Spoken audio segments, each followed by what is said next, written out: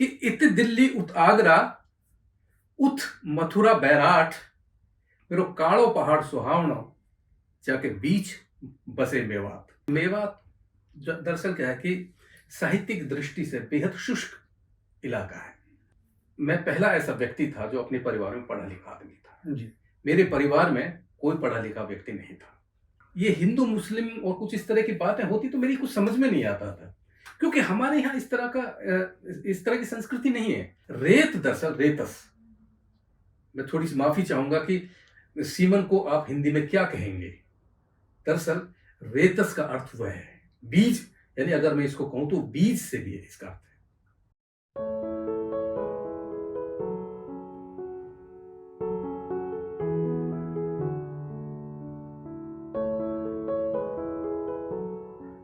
तुमने कभी किसी से सकते हुए घुटनों में सिर छुपाए खंडहर का हाल पूछा है?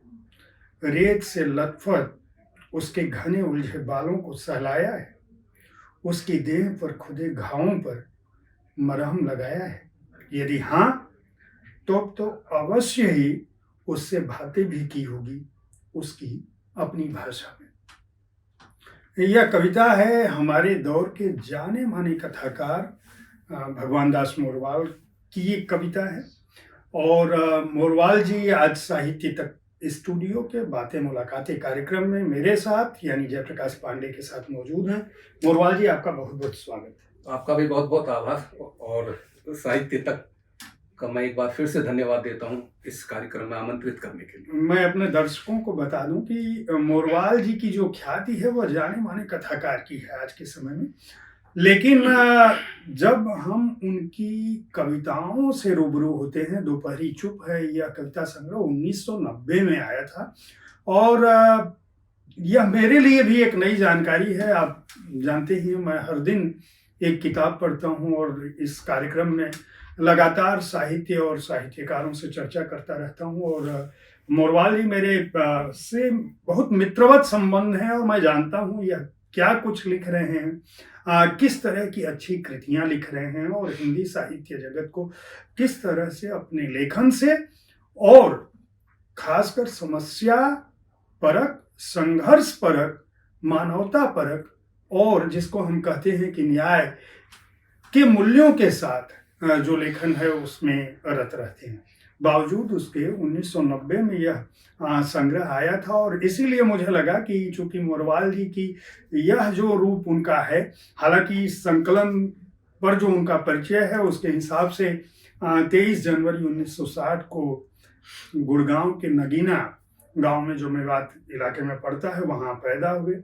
हिंदी साहित्य से स्नातकोत्तर किया, पत्रकारिता का डिप्लोमा हासिल किया, और जब तक यह कविता संग्रह छपा था तब तक सिला हुआ आदमी नाम का एक कहानी संग्रह आ चुका था। 21 श्रेष्ठ कहानियों का संपादन कर चुके थे, हिंदी की श्रेष्ठ व्यंग रचनाओं का भी संपादन कर चुके थे। दोपहरी चुप है ये कविता संग्रह आ चुका था।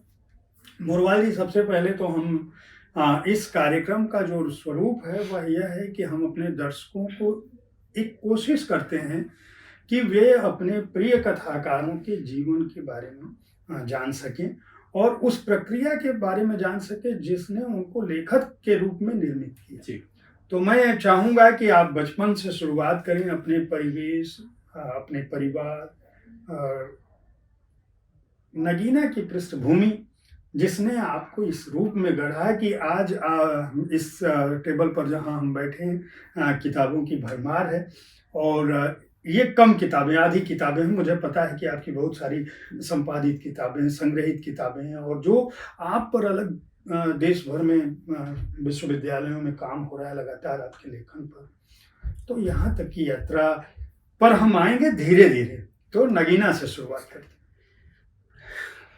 जयप्रकाश जी, ये सर्वविदित है कि मेरा जो संबंध है वो मेवात से है, यानी जो मेवात अंचल है, और वह भी जिसको कहा जाता है कि हरियाणा का काला पानी, उसको काला पानी कहा जाता है मेवात अंचल को। उस मेवात से मेरा संबंध रहा है। वहां का एक छोटा सा कस्बा है नगीना। मेवात के बारे में अक्सर ये कहा जाता है कि मेवात कि जो सांस्कृतिक और समृद्धता है वह शायद दिल्ली के आसपास के इलाकों में उस तरह की नहीं है।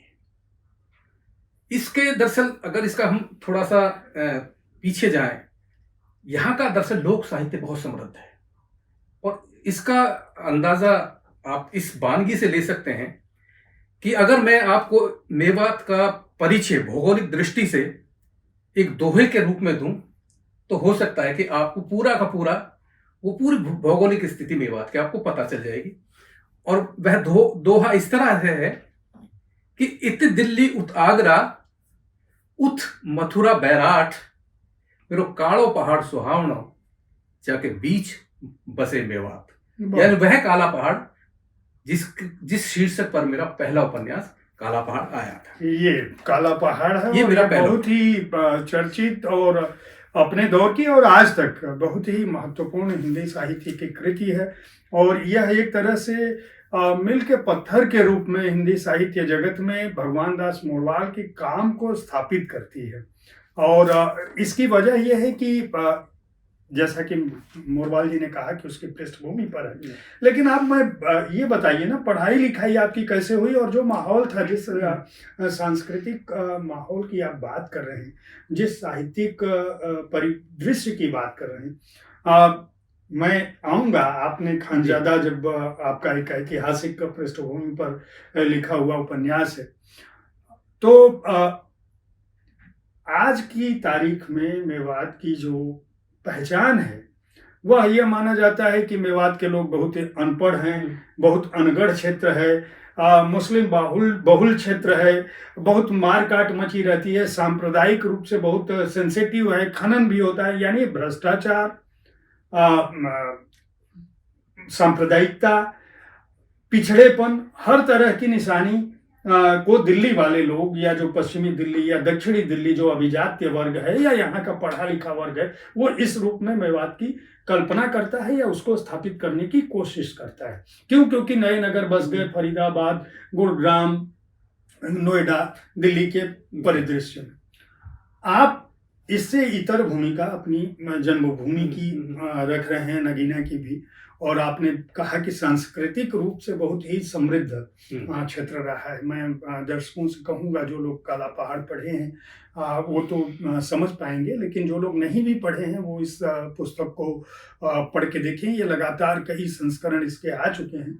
तो मैं चाहूँगा कि आप अपने बचपन और ये लिखाई पढ़ाई की बीमारी मैं कहूँगा कैसे लगी आपको? नहीं, मैं वही बता रहा हूँ कि मेवात दरअसल क्या है कि साहित्यिक दृष्टि से बेहद शुष्क इलाका है। यानी अगर मैं कहूँ कि, और इसमें कोई अतिशयोक्ति भी नहीं होनी चाहिए, कि अगर आज की तारीख में एक साहित्यकार के रूप में जो पहचान भगवान दास मोरवाल की बनी है, यानी 20 साल पहले मेरा एक काला पहाड़ आया था और आज भी इसकी धमक हिंदी साहित्य में उसी तरह से उस तरह से थी।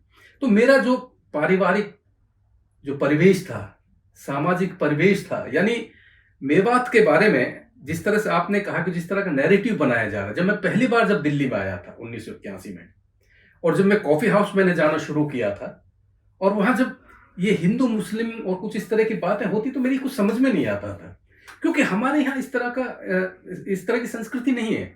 मेरा जो घर है, मेरे सामने मेरे मुसलमानों का घर है, पीछे मतलब भी मेरे मुसलमानों का घर है, मतलब हम बीच में हैं इस तरह से। और ये पूरी जो उसकी मेवात की जो बनावट है वो लगभग इसी तरह की है कि अगर मेरा घर है तो उसके आगे पीछे इस तरह की चीजें। तो जब इस तरह की बातें जब हम सुनते थे, मैं सुनता था, तो मुझे बड़ा अजीब सा लगता था, क्योंकि हमारे यहाँ कोई इस तरह की बात नहीं होती थी। और लेकिन मेवात के बारे में जो इस तरह की जो धारणा थी, जो इस तरह की जो है आपने कहा कि उसी की वजह से उसको काला पानी कहा जाता है। यानी हरियाणा में ये मशहूर है कि अगर किसी सरकारी कर्मचारी को सजा देनी होती है तो उसका ट्रांसफर मेवात में किया जाता है। लेकिन जो एक बार उस मेवात में चला गया वो आसानी से वापस लौटता भी नहीं है। जो सौहार्द, जो अपनापन, जो भाईचारा, मतलब अगर आपको मेरे गांव में जाना हो आप रात को 2 बजे जाइए, मैं ये गारंटी के साथ कह रहा हूँ, और आप ये कहिए कोई मिले आपसे कि मुझे भगवान दास मोरवाल के घर जाना है, तो वो आदमी आपको मेरे घर तक छोड़ कर आएगा। क्या बात है। और मुझे आवाज देकर आएगा, भाई ये आपका एक रिश्तेदार आया, मिलने वाला आया है। जब मैं उससे कह दूंगा ठीक है, तब वो आदमी जाए। ये है वो मेवात, और ये वही मेवात है। ये तो सांस्कृतिक रूप से है, मतलब यहाँ का जो मौलिक लोक साहित्य है वो इतना रिच है। जो सादल्ला है, सादल्ला के बारे में जिसको कहना चाहिए कि मेवात का एक लोक कवि आज भी, यानी अब मेवात की देखिए खासियत के बारे में अगर मैं कहूँ, ये कम बड़ी बात नहीं, आपको पूरे देश में ऐसा नहीं मिलेगा कि आज भी मेवात में जो सादल्ला जन कवि उसका लिखा हुआ पंडून का कड़ा, जो कि महाभारत पर आधारित है, आज भी गाया बजाया जाता है।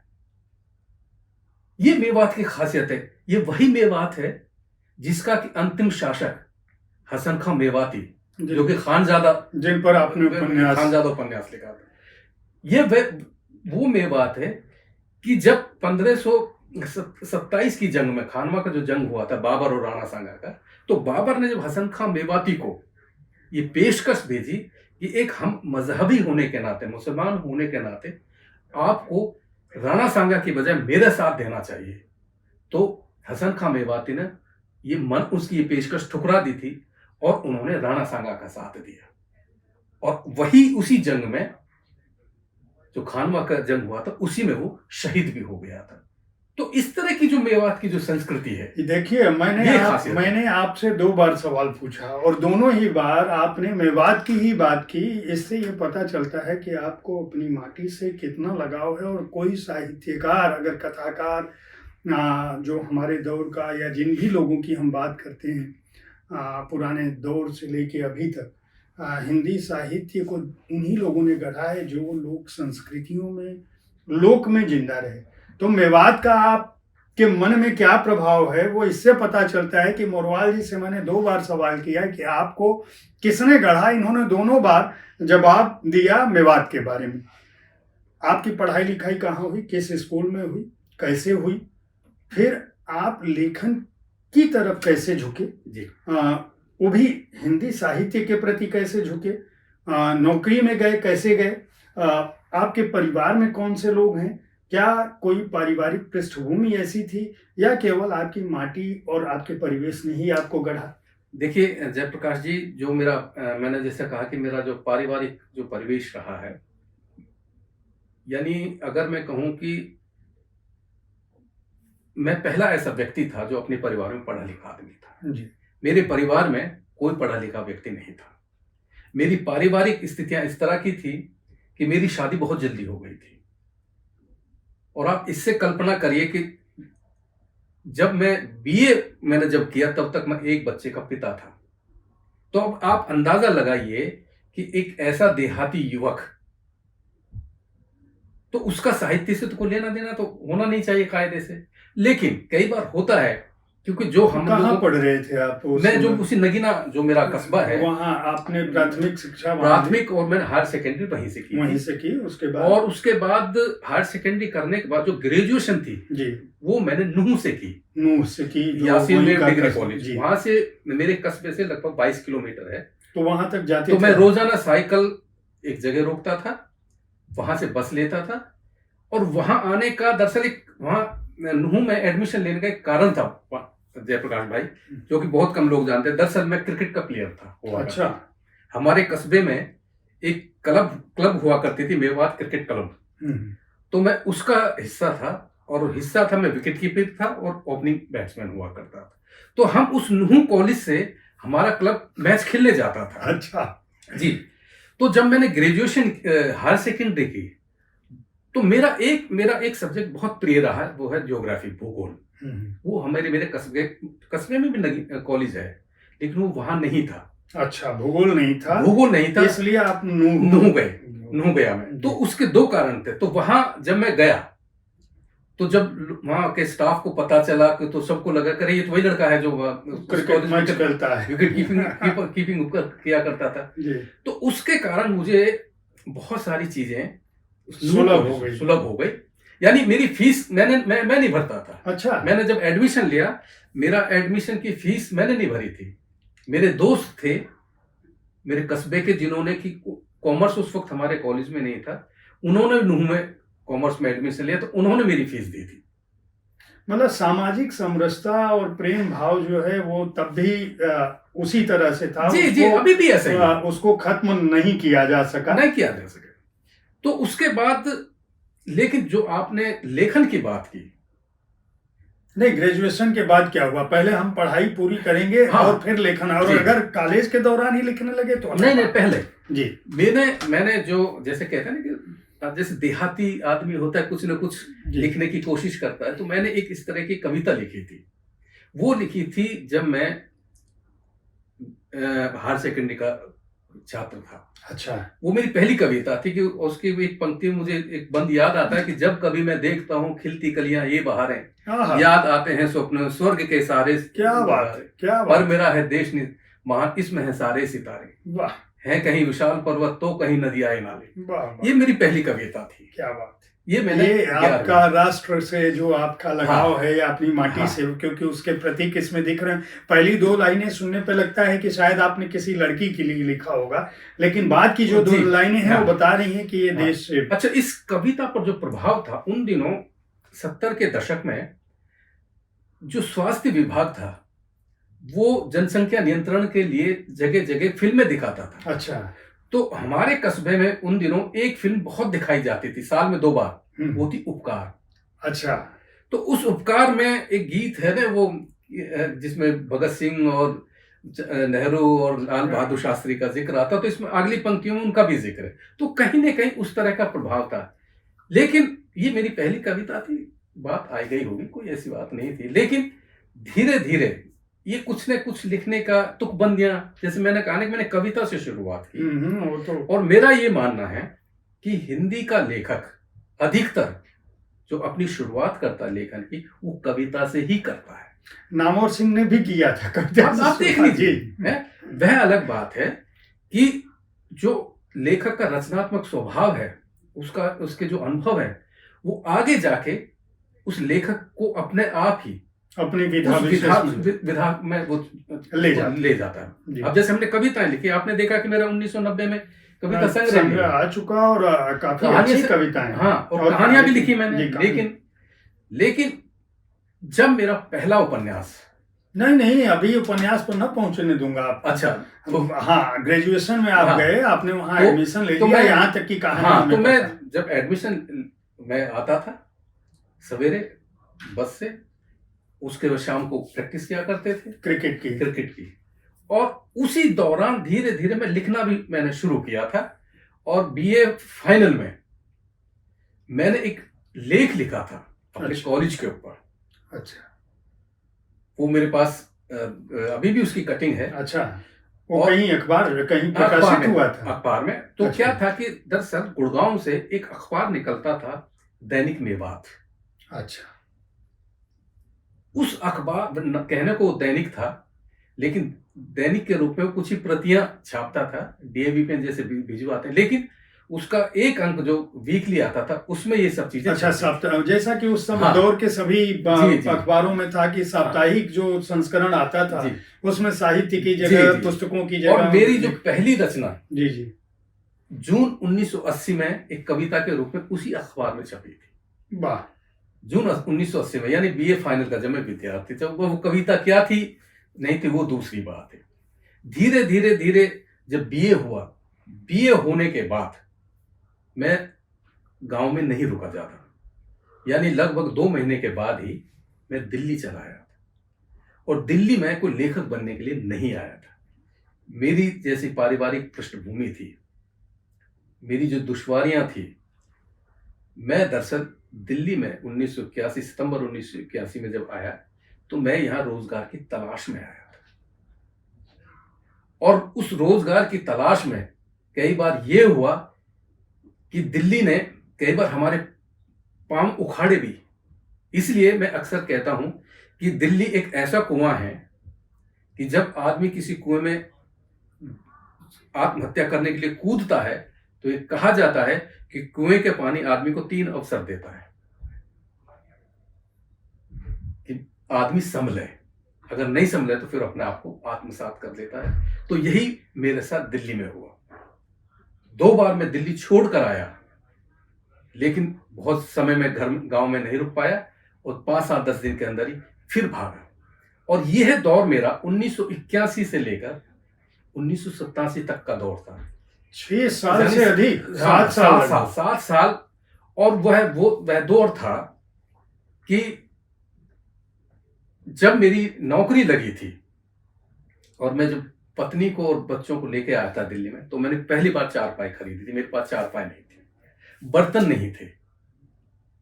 मतलब तो उन 7 सालों में मोरवाल जी आपने क्या किया? मतलब ये हाँ, जानना देखिए दिल इसलिए महत्वपूर्ण है कि इस कार्यक्रम से हम कोशिश यह भी करते हैं कि हमारे जो दर्शक हैं, जो युवा दर्शक खासकर हैं, आज के दौर में वो थोड़े बहुत संघर्षों से भयभीत हो जी जाते हैं। जी तो उनको एक तो जानना चाहिए कि हमारे जो बड़े साहित्यकार, कथाकार, कवि, लेखक हैं, उनके जीवन में भी संघर्ष था। ऐसा नहीं है कि सभी लोग बहुत समृद्ध परिवारों का हिस्सा थे या उनके जीवन में नहीं, संघर्ष मैं वही नहीं था। बता रहा हूँ कि मैं जो दिल्ली आया, जी। मेरे गांव के एक लाला की नायराना इलाका जो है दिल्ली कैंटन, उसकी फैक्ट्री थी। उस फैक्ट्री में लोहे की चादरें तपाई जाती थी। वो जो चादरें तपाई जाती थी उससे स्टील का फर्नीचर बनता था, जैसे अलमीरा वगैरह जी, है, जी। जो इसका लोहा होता है वो दरअसल तपाई हुई उसमें होती है। तो उसमें मैं आकर मैंने उसमें और उसी फैक्ट्री में मैं सोता था वहीं। लेकिन मेरा जो थोड़ा सा जो इस तरह का शौक था, मतलब मैंने कहा ना कि उसी दौरान मैंने, जब मैं दिल्ली आया, उसी फैक्ट्री में काम करते हुए मैंने पहले नहीं, फैक्ट्री में आपके काम का नेचर क्या था? मेरा वो पढ़ाई से जुड़ा हुआ था नहीं, या नहीं, केवल श्रम से जुड़ा हुआ नहीं, था? दोनों तरह था। दोनों तरह से। नहीं, पढ़ाई से कुछ नहीं। मैं थोड़ा जो चादरें आती थी, जो अलग अलग लोग जो स्टील फैक्ट्री में जो सप्लाई करते थे, जी, जी। उनका मैं हिसाब किताब रखता था। और वो बहुत बड़ी भट्टी होती थी। उस भट्टी में वो मतलब आप कहना चाहिए कि 1000 डिग्री पर वो हाँ, तपती जो थी। पिघलाने जैसी जी। स्थितियां होती हैं, हाँ। तभी तुम तो लोहा और कई बार नारायणा के पास लोहा मंडी है, जी, जी। तो वहां उनको तुलवाने भी जाता था मैं। और एक बार तो यह हुआ जयप्रकाश जी कि मैंने पूरी तरह से ये मन बना लिया था कि आज मुझे ये फैक्ट्री छोड़ के अपना गांव भागना है।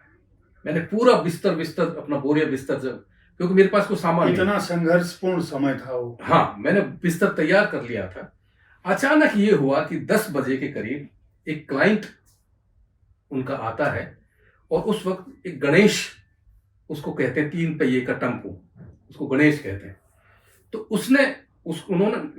तो मुझे कहा मालिक ने कि भाई आप इसकी वेट करा। उनको नहीं पता मालिक का इसके मन में क्या चल रहा है आज। तो मैं उसको वेट कर, जब लोहा मंडी गया, तो मुझे आज भी याद है उस व्यक्ति का नाम रमानाथ सिंह था। तो मैं जो चुपचाप बैठा था, उन्होंने मुझे टोका कि भाई कैसे आज गुमसुम बैठा है भगवान दास। मैंने कहा सिंह साहब, मैं आज गांव जाऊंगा। कहने क्या हुआ? मैंने कहा मुझसे नहीं सहा जाता। उस वक्त मुझे 500 रुपये मिलते थे उसमें जी। उसमें से घर भी थोड़ा बहुत भेजना होता था, कुछ अपना भी खर्चा होता था। कहना क्या हुआ? मैंने कहा नहीं, उससे नहीं होगा यार कुछ सिंह साहब। तो उन्होंने मुझे एक जो बात कही, उन्होंने कहा कि देखिए, अगर आपको समय काटना है, आप यहाँ समय काटने के लिए आए हैं तो चले जाइए, और आपको कुछ करना है तो ये सब चीज तो आपको सहना भुगतना ही पड़ेगा। यानी ये देखिए जयप्रकाश जी कि ये जाते हुए की बात थी। उसके बाद उसका वजन कराया, वजन कराने के बाद वापस जब तक आए, तब तक मेरा जो फैसला था उसको बिल्कुल फैसला बदल गया। वो दिन आज का दिन है। मैंने उसके बाद गांव की तरफ पैर करके भी नहीं सोचा। कभी मतलब स्किप नहीं किया, ये नहीं है कि उसके बाद से भाग गया। उसके बाद फिर मैं एक और वहां पेमेंट लेने जाता था। तो वहां मुझे आज भी नाम याद है। ये सारे जिक्र मैंने अपनी पकी जेठ का गुलमोहर में किया है।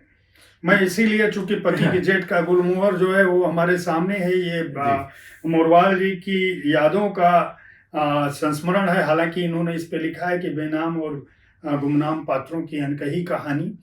लेकिन इनमें कोई भी पात्र न तो बेनाम है न तो गुमनाम नहीं है। उसका सभी मोरवाल जी के जीवन में रहे हैं, जानते रहे हैं। इन्होंने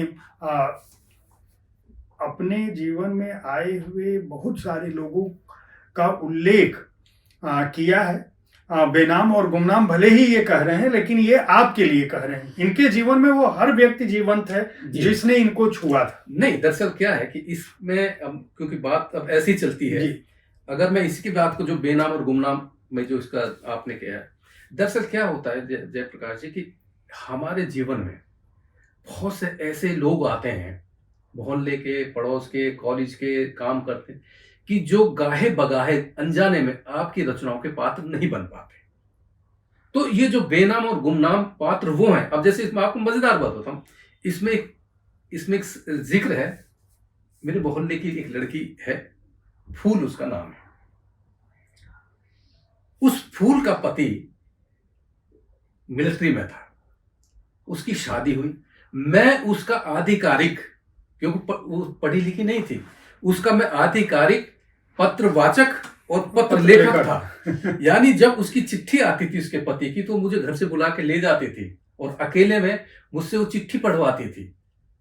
और जब उसको चिट्ठी लिखनी होती थी तो मैं चिट्ठी भी लिखता था। तो उन दिनों एक फिल्म थी, ये हो सकता है कि 73-74 की बात होगी, सरस्वती चंद्र।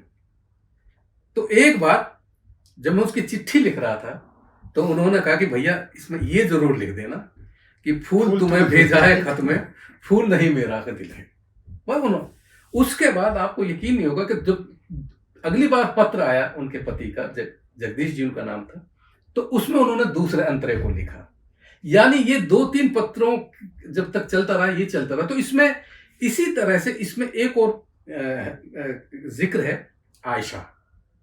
वो मेरे बिल्कुल घर के सामने की वो महिला है, जो कि मेरे काला पहाड़ जो उपन्यास है उसमें वो मेमन के रूप में आती है, एक पात्र के रूप में, और बाबल तेरा देश में उसमें शकीला के रूप में आती है। वह औरत दरअसल हैदराबाद से लाई गई थी, और उसकी कहानी, यानी बाद में जब मैंने वो फिल्म देखी बाजार, यानी वो आयशा उसी इलाके, गोलकुंडा इलाके की थी। मेवात में ये एक बार बहुत चलन था कि जो हमारे यहाँ का जो गरीब छोटा तबका, जो मेव परिवार होते थे, जिनके शादी ब्याह नहीं होती, तो वो हैदराबाद से जाके शादी ब्याह करके लाते थे। तो आयशा उस तरह का किरदार था। तो उसका इस तरह के जो गुमनाम और जो इस तरह के पात्र हैं, उससे मुराद है ये। वो खरीद के लाई गई थी? नहीं, खरीद के नहीं लाई गई, तो वो बाकायदे निकाह करके लाए जाते थे, ऐसा नहीं था। क्योंकि बाद में चीजें तो इस तरह से कभी नहीं रही वहां, मेवात में इस तरह से कभी नहीं रहा। एक आप शब्द आपने सुना होगा, पारो। दरअसल ये पारो शब्द दरअसल मेवात का ही है। जो हमारे यहाँ यमुना पट्टी है, यमुना नदी है, उसके दूसरे छोर के लोगों को हम पारो कहते हैं, पार के लोग कहते हैं। तो जो उधर से स्त्रियां ब्याह कराती थी, उनको पारो कहा जाता था। तो आपका जो लोहे के काम वाला जो संघर्ष था, उसके बाद आप सरकारी नौकरी में, मैं जानता हूं आप सरकारी नौकरी में थे जी, और उसके बाद फिर लेखन। देखिए मैं बताऊं कि ये जो, क्योंकि आपने अपनी जो अपना जो निजी जीवन बताया, वो मतलब उसमें कोई भी टूट जाएगा। हाँ, मतलब मैं, देखिए मैं बताऊं कि जिस वक्त ये बात है 82 की, 82 में एक बार ये हुआ था कि जब मैंने उस फैक्ट्री को छोड़ा जिसमें लोहा तपाया जाता, जो मेरे गांव की थी, तो मैं बिल्कुल, मेरे पास कोई काम नहीं था और पैसे मेरे पास इतने जमा नहीं थे कि मैं अपना, उस वक्त मेरे ख्याल में 60 या 70 रुपए एक कमरे का किराया होता था, यानी मैं वो किराया भी नहीं जुटा सकता था। और आपको शायद हैरानी हो सुन के कि मैं रोटी चुरा चुरा के खाता था। यानी आपको, मतलब मकान का किराया तो देना दूसरी बात रही, यानी अपना पेट भरना तक ये वो मुश्किल हो गया था। तो उसके बाद लेकिन ये सब चलता था, धीरे धीरे धीरे फिर वो फैक्ट्री छोड़ी। क्योंकि मेरा ये भी मानना है कि यथास्थितिवादी रहकर आप बहुत ज्यादा जिंदगी में बहुत अपने सपनों को पूरा भी नहीं कर सकते। आपको रिस्क और जोखिम तो लेना पड़ेगा। तो उस तरह का मैंने रिस्क लिया। यानी मैंने वो फैक्ट्रियाँ वैक्ट्रियाँ छोड़-छाड़ के मैं इन्हीं में घूमता था उसमें। उसी दौरान मैंने पत्रकारिता में जर्नलिज्म में डिप्लोमा किया। फिर उसके बाद एमए किया और इनके चक्करों में एमए कहाँ से किया? मैंने राजस्थान यूनिवर्सिटी से कॉरेस्पॉन्डेंस किया। जी, कॉरेस्पॉन्डेंस कोर्स से correspondence आपने किया। पोस्ट ग्रेजुएशन जी। किया और पत्रकारिता की भी डिग्री ली। जी। फिर उसके बाद फिर मैं छोटी-छोटी पत्रिकाओं में, यानी ऐसी-ऐसी पत्रिकाएँ कि आपने कभी नाम भी नहीं सुनी, कि कहीं चले गए, क्योंकि जब आपके पास कुछ काम नहीं होता है, तो जो मिल जाए जी। तो इस तरह का काम किया। तो उसके बाद करने के बाद छोटी-छोटी ये हमने पत्रिकाओं में काम किया। फिर मैं आखिर में जो मेरी नौकरी थी, एक तरह से मैं नौकरी कहूँ उसको, वो मेरी सुलभ जो इंटरनेशनल है, इसकी एक पत्रिका थी सुलभ इंडिया। अभी भी शायद अभी भी प्रकाशित निकलती है वो। जी। तो वो हमने ही, यानी 87 में मैं वो उसमें आया था। और उसके बाद मैं फिर जो मेरी नौकरी लगी, क्योंकि मैंने जो डिप्लोमा किया, एमए किया, और जो मेरे लिखने पढ़ने का जो पूरा का पूरा जो अनुभव था, वो जब केंद्रीय समाज कल्याण बोर्ड में, जहाँ से कि मैं उपनिदेशक के पद से रिटायर हुआ था, जी, जी। उसमें जब पद निकला तो वो पद था प्रोडक्शन असिस्टेंट का, प्रस्तुति सहायक। वहाँ की एक पत्रिका थी समाज कल्याण। जी, जी। तो उस पद के लिए मैंने करा, तो संयोग कहिए या कोई भाग्य जैसी चीज है, तो वो कहिए, तो उसमें मुझे वो नौकरी कौन मिली। सा सन था?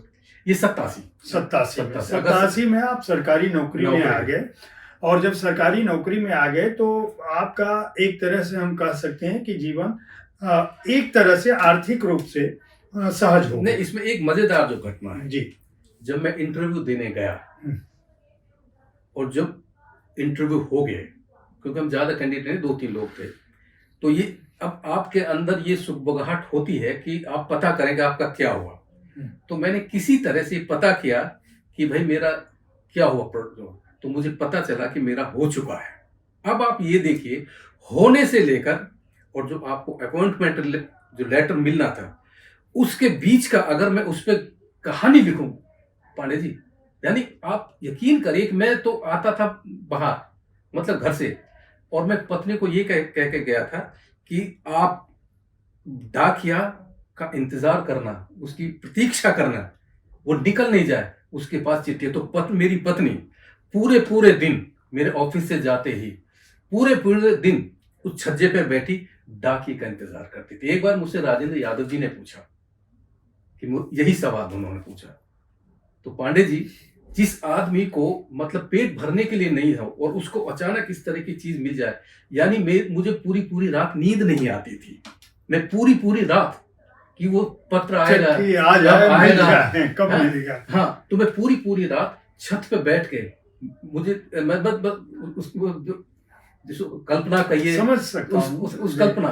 तो जिस दिन वो चिट्ठी आई, मैंने ज्वाइन किया, और जब मैंने गांव में अपनी माँ को और अपने परिवार को ये बताया कि मेरी नौकरी लग गई है, सरकारी नौकरी, किसी को यकीन नहीं, क्योंकि मेरी पहचान ये थी कविता वविता टाइप की चीजें, क्योंकि इसको हमारे यहाँ बहुत अच्छी।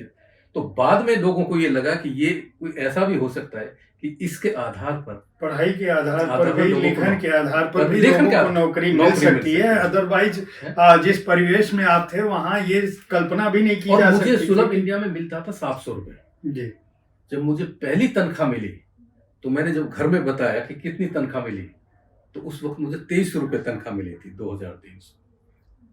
तो आप कल्पना करिए कि ये चीजें, देखिए, वो आप सही कह रहे हैं कि बहुत ही बिरले होते हैं कि जिनको सब कुछ, बहुत संघर्ष तो मैं कहना नहीं, आपने जो संघर्ष किया मनुष्यता के प्रति, मुझे लगता है कि जो आपका लगाव है और जो आपके उपन्यासों में, आपके चरित्रों में दिखता है, संघर्ष और संघर्ष से प्राप्ति की जो खुशी है, वो आपकी कृतियों में भी लगातार दिखती है।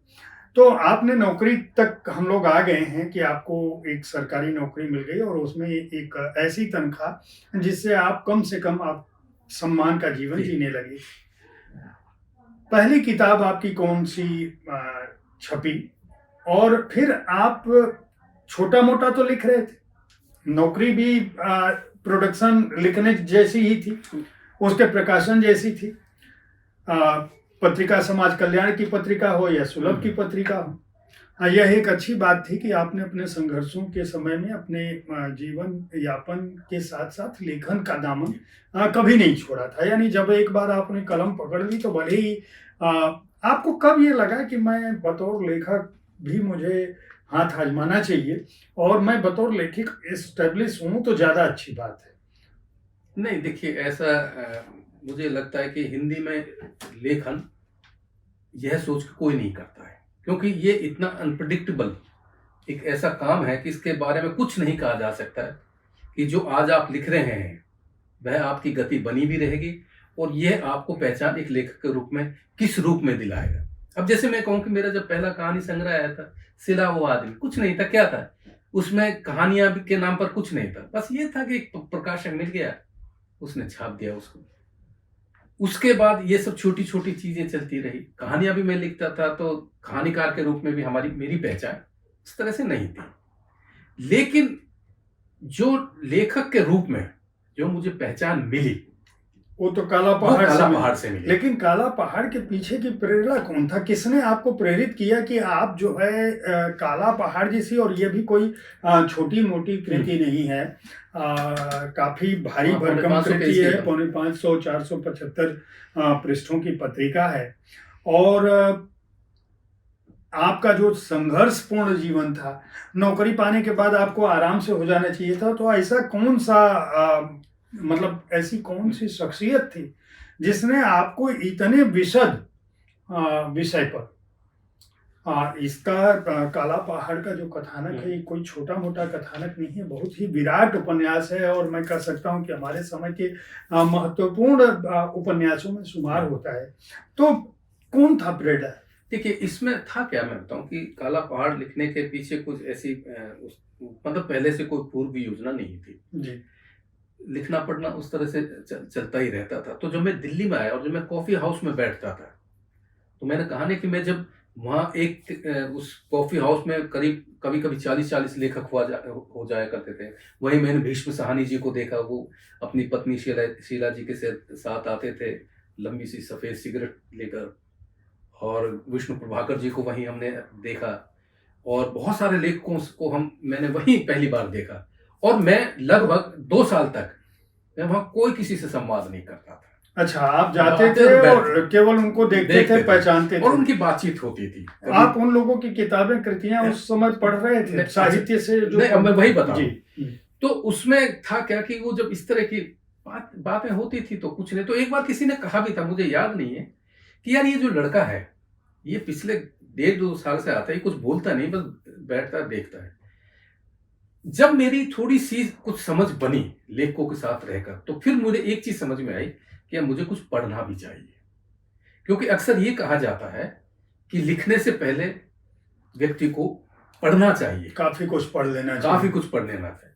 तो मैंने, ईमानदारी की बात है कि दिल्ली में आने तक मुझे ये नहीं पता कि प्रेमचंद कौन है, हिंदी साहित्य में प्रेमचंद कौन है, क्योंकि आप तो भूगोल पढ़ रहे थे। हाँ, अच्छा, हमारा लिखने पढ़ने उस तरह से होता है। तो मैंने पहली बार जो पढ़ने की कोशिश की वह राही मासूम रजा का उपन्यास था आधा गांव, क्योंकि मुझे ये लगा कि अगर आपको इसी क्षेत्र में रहना, लिखने पढ़ने, तो आपको पढ़ना तो जरूर पड़ेगा। तो मैंने जब पहली बार जब उसको उठाया आधा गांव को, और जब मैंने उसको पढ़ने की कोशिश की, तो मुझे कुछ पढ़ने नहीं पड़ा। लगभग 12-13 पृष्ठ पढ़कर छोड़ दिया, क्योंकि उसकी जो भाषा है, आप देखिए, बिल्कुल ही अलग है। लेकिन जैसे तैसे हमने कहा कि नहीं, काम ये तो नहीं चलेगा, बगैर पढ़े तो काम चलेगा नहीं। तो हमने हिम्मत करके पढ़ना फिर शुरू किया, और फिर जब 20, 25, 30 पृष्ठ उसके निकल गए, और उसका जो मुहावरा और उसका डिक्शन और उसका शब्द और उसका पूरा समझ में आया, और फिर उस उपन्यास को पढ़कर जो आनंद आया, उसके बाद फिर मैंने उसी की निरंतरता में फिर मैला आंचल पढ़ा, परती परी कथा पढ़ा, काला जल पढ़ा, अब्दुल बिस्मिल्लाह झीनी झीनी बीनी चदरिया पढ़ा, यानी इस तरह के एक खास किस्म के मैंने लगभग 1 दर्जन उपन्यास पढ़ लिए। और बाद में मुझे ये लगा उन उपन्यासों को पढ़ने, जो आपने काला पहाड़ की प्रेरणा की, जो उन उपन्यासों का परिवेश है, किरदार है, पृष्ठभूमि है, मुझे लगा कि यार यही तो लगभग मेरे मेवात का ही है, यही इसी पृष्ठभूमि में यही तो तो मैं है, पला बढ़ा हूँ। यही तो मैं पला पढ़ा हूँ। तो मैं क्यों ना अपनी हाँ। अपनी हाँ। धरती की बात लेके आऊं। तो उसके बाद इससे पहले दरअसल क्या था, मेरी कुछ कहानियां छपी थी मेवात होने का। जैसे मुझे याद है एक कहानी थी मेहराब, एक कहानी थी भूकंप जो 1990 के रथ यात्रा पर थी। मेहराब कहानी 1990-92 में जो सांप्रदायिक तनाव हुआ तो उसको लेकर दो औरतों की कहानियां। उसी तरह से कहानी लेकिन जो वहां से जो महिला आई थी हैदराबाद से। तो मेरा एक कहानी संग्रह तैयार था जो बाद में 80 मॉडल उस सूबेदार के नाम से छपकर आया। संयोग से उसकी भूमिका डॉक्टर नित्यानंद तिवारी जी ने लिखी, जो दिल्ली विश्वविद्यालय के बहुत ही वरिष्ठ आलोचक। जब मैं उनसे मिलने गया, लेने गया मैं भूमिका, तो उन्होंने मुझे एक वाक्य कहा कि मुरवाल जी, आपकी कहानियां पढ़ने के बाद मुझे आपसे एक बात कहनी है। कहना कि तुम्हारे पास अनुभव बहुत अच्छे हैं, बहुत ही विशद अनुभव है। भूकंप कहानी तुम्हारी बहुत बेजोड़ है, मेहराब कहानी। अब ऐसा करिए कि अपने उन अनुभवों को इन छोटी छोटी मतलब चीजों में, कहानियों में नष्ट कहानी में लाकर किसी को बड़ा काम करिए। लेकिन सवाल ये था कि बड़ा काम था क्या वो? जाहिर सी बात है कि बाद में जो मेरी समझ में आई उनकी मुराद किसी उपन्यास की मुराद है। सब कुछ ठीक ठाक चल रहा था। अचानक 1992 में जब वो विवादास्पद स्थल को कहानी के स्वरूप जो देश में तनाव हुआ और उसकी प्रतिक्रिया जिस तरह से मेवात जैसे इलाके में हुई, तो मुझे ये लगा कि अब वह समय आ गया है कि अब मुझे वह काम करना चाहिए। तो मैंने फिर इसमें, अगर आप देखें कि जो इसका मुख्य पात्र है सलेमी, अंत इस उपन्यास के बारे में जैसा कि लोग कहते हैं, प्रोफेसर कमला प्रसाद ने तो यहां तक कहा था इस उपन्यास को पढ़ने के बाद कि मैं जिंदगी में 2 उपन्यास पढ़ के रोया हूं, एक गोदान और दूसरा काला पहाड़। इसका पात्र सलेमी जब अपने अंतिम समय में होता है और उसको जब ये एहसास होता है कि मुसलमान होने का एहसास उसको कराया जाता है, तो वो कहता है, और वो जब कहता है कि अंतिम दिनों में जब व्यक्ति होता है तो उसकी स्मृतियां गड्ढमड होती हैं। तो उसको पार्टीशन के वो कहता है कि देखिए रेल दौड़ी जा रही है, यानी उसको, और कहता है कि देखो गांधी बाबा जा रहा है। तो कहने का मेरा तात्पर्य है कि यह उपन्यास, क्योंकि इस उपन्यास में देखिए इसमें एक पात्र है मंगतू, वह पात्र मेरा पिता है। इसमें एक पतंगबाजी का बहुत अच्छा अध्याय जिसको लोग बहुत पसंद करते हैं। उसमें क्या है कि उस एक समय यह था कि मेवात में इन्हीं दिनों में ये जो रक्षाबंधन और तीज के आसपास पतंगबाजी का बड़ा शौक था हमारे मेवात। यानी वो अगर आप उस देखें तो उसका जो मैंने वर्णन किया कि 2 गांवों के बीच में पतंगबाजी की प्रतियोगिता है और किस तरह से एक वो गांव की अस्मिता और उस इज्जत का सवाल बन जाती है। तो उसमें एक जो पतंगबाज होता है मंगतू, वो इतना मतलब इतना कुशल पतंगबाज होता है कि वो जिस वक्त वो जो पतंग के ऊपर पतंग पेच लड़ाता है और जिस तरह का जो माहौल बनता है उस पतंगबाजी में, क्योंकि मैंने अपने पिता को उस तरह पतंग उड़ाते हुए देखा है। इसी तरह से इसमें एक पात्र वही है जिसमें कि एक नौटंकी का दृश्य है इंदल हरण का, उसमें भी जो साजिंदा है उस साजिंदे के रूप में वो मेरा ही पिता है। तो जो मेरा जो एक उपन्यास में जो सुरबंजारन हाथरस शैली की नौटंकी में उसकी जो इतना प्रामाणिक उपन्यास है, उसका कारण ये भी कि मैंने वो चीजें बहुत नजदीक से देखी। तो काला पहाड़ आने के बाद, लेकिन जब काला पहाड़ छपने से पहले मुझे उसकी लेखन प्रक्रिया के बारे में बताइए, क्योंकि आपके एक तरफ आप कहानियां, कविताएं, छोटे लेख लिखना समझ में आता है। आप काला पहाड़ जब लिखना शुरू किए, एक तो ये बहुत बृहद उपन्यास बन गया, इसकी लेखन प्रक्रिया में कितना समय लगा, कितने वक्त में आप जाके इसे पहुंचा पाए उस समय, जो क्योंकि ये पहला उपन्यास था और जितना बड़ा उपन्यास था, सारे कथानक पात्र आपने इसको लिखा होगा, फिर इसके छपाने का, तो मैं ये जानना चाहता हूँ कि नित्यानंद जी की प्रेरणा से आप उपन्यास की तरफ तो उन्मुख हो गए, जी आपके पास अनुभव का विशद संसार हो गया था, भाषा चलिए मैं कहूँगा कि आपके पास हो गई थी, पहले से थी, लिख रहे थे, और 10-12 किताबें आपने पढ़ के ये समझ लिया कि भाई चलिए ये मैंने महान कृतियाँ जो भी हैं जिसकी पृष्ठभूमि हमारी पृष्ठभूमि से मिलती है मैं पढ़ चुका, अब मैं लिखता हूँ। आपके पास सारी चीजें हो गई। कितना समय लगा इस उपन्यास को लिखने में? देखिए, उस समय कंप्यूटर तो रहा नहीं होगा, तो आप इसको कैसे लिख पाए और फिर इसके प्रकाशन के दौरान की जो दिक्कतें हैं या चीजें हैं या सुविधाएं हैं उनके बारे में? देखिए क्या है कि ये तो एक मुझे था कि मुझे मेवात पर एक चीज लिखनी है, और मेरे मन में जो सबसे पहली जो चीज थी, मुझे मेवात का जो सामाजिक और सांस्कृतिक जो परिवेश है, उसकी उसकी जो रिचनेस है, उसकी जो समृद्धता है, दरअसल मेरे लिए वो सबसे महत्वपूर्ण टूल का काम उसने किया। इसलिए आप ये देखिए कि जब इस उपन्यास के मैं जब पात्रों का चयन कर रहा था, तो इसमें एक पात्र तो ऐसा स्वाभाविक रूप से रहना ही चाहिए जो शुरू से अंत तक उस पूरे मेवात का प्रतिनिधित्व करे। अब वह अलग बात है कि उस सले में जो मुख्य पात्र या चरित्र है, उसमें कहीं न कहीं अक्स मेरा भी रहा होगा, क्योंकि हम जो भी कोई चरित्र या पात्र गढ़ते हैं वो नहीं, तो उसमें लेखक भी इन्वॉल्व होता है। तो जब ये सब चीजें चल रही थी इस तरह से काला पहाड़ को लेकर, तो इसकी पहली बात तो फिर जैसे शीर्षक देखिए लेखक के लिए जब ये रचना प्रक्रिया का हिस्सा है कि उसका शीर्षक का चयन कैसे करें। अब शीर्षक क्या होता है कि शीर्षक भी ऐसा होना चाहिए आकर्षक हो, छोटा हो, हॉन्ट करने वाला हो। अभी मैंने जैसे जिक्र किया कि मेवात को काला पानी कहा जाता है, तो इसका काला पानी उपन्यास शीर्षक क्यों नहीं रखा गया? उस हिसाब से तो काला पानी होना चाहिए, लेकिन काला पानी के नाम पर तो बहुत सारी चीजें भी आ चुकी हैं। अंडमान निकोबार भी था। अंडमान निकोबार काला पानी कहा जाता है। दूसरा, जब इसका काला पहाड़ शीर्ष उपन्यास आया, तो कुछ लोग इस काला पहाड़ को, जो उड़ीसा का जो कलारा नाम का एक वो था, जिसने कि ब्राह्मणों का नरसंहार किया था मुस्लिम बनने के बाद, उससे जोड़कर देखते हैं। तो अब ये है कि अब जैसे शीर्षक है, अब काला पहाड़ दरअसल क्या है मैं आपको बताऊं कि ये जो अरावली रेंजेस हैं, जो कि आपके दिल्ली के करोल बाग से धौला कुआं से शुरू होते हुए आगे सोना और राजस्थान से होते माउंट आबू तक चली जाती है, इसको मेवात में दरअसल अरावली रेंजेस को काला पहाड़ कहा जाता है, क्योंकि इसका जो पत्थर है थोड़ा ग्रेइश है, काला।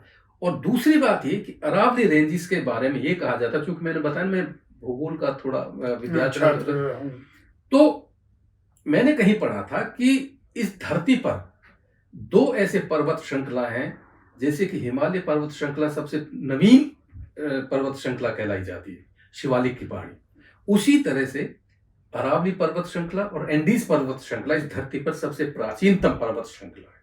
तो एक तरह से काला पहाड़ उस प्राचीनता का एक प्रतीक भी है, जो सारी चीजें अपने आंखों से देखता है।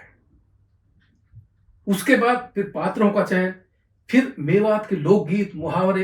अच्छा, इसमें एक जो चीज है जो सबसे महत्वपूर्ण है, जो कि मेरे लिए भी चुनौती था, कि इसमें जो पात्रों के संवाद हैं, डायलेक्ट हैं, वो मेवाती के हैं, मेवाती खड़ी बोली के, यानी मेवाती उस तरह की बोलियों में आती है कि जो शुरुआती जो 8-10 हमारी जो बोलियां हैं, उसमें मेवाती को शामिल किया जाता है। तो मुझे सबसे ज्यादा जो डर था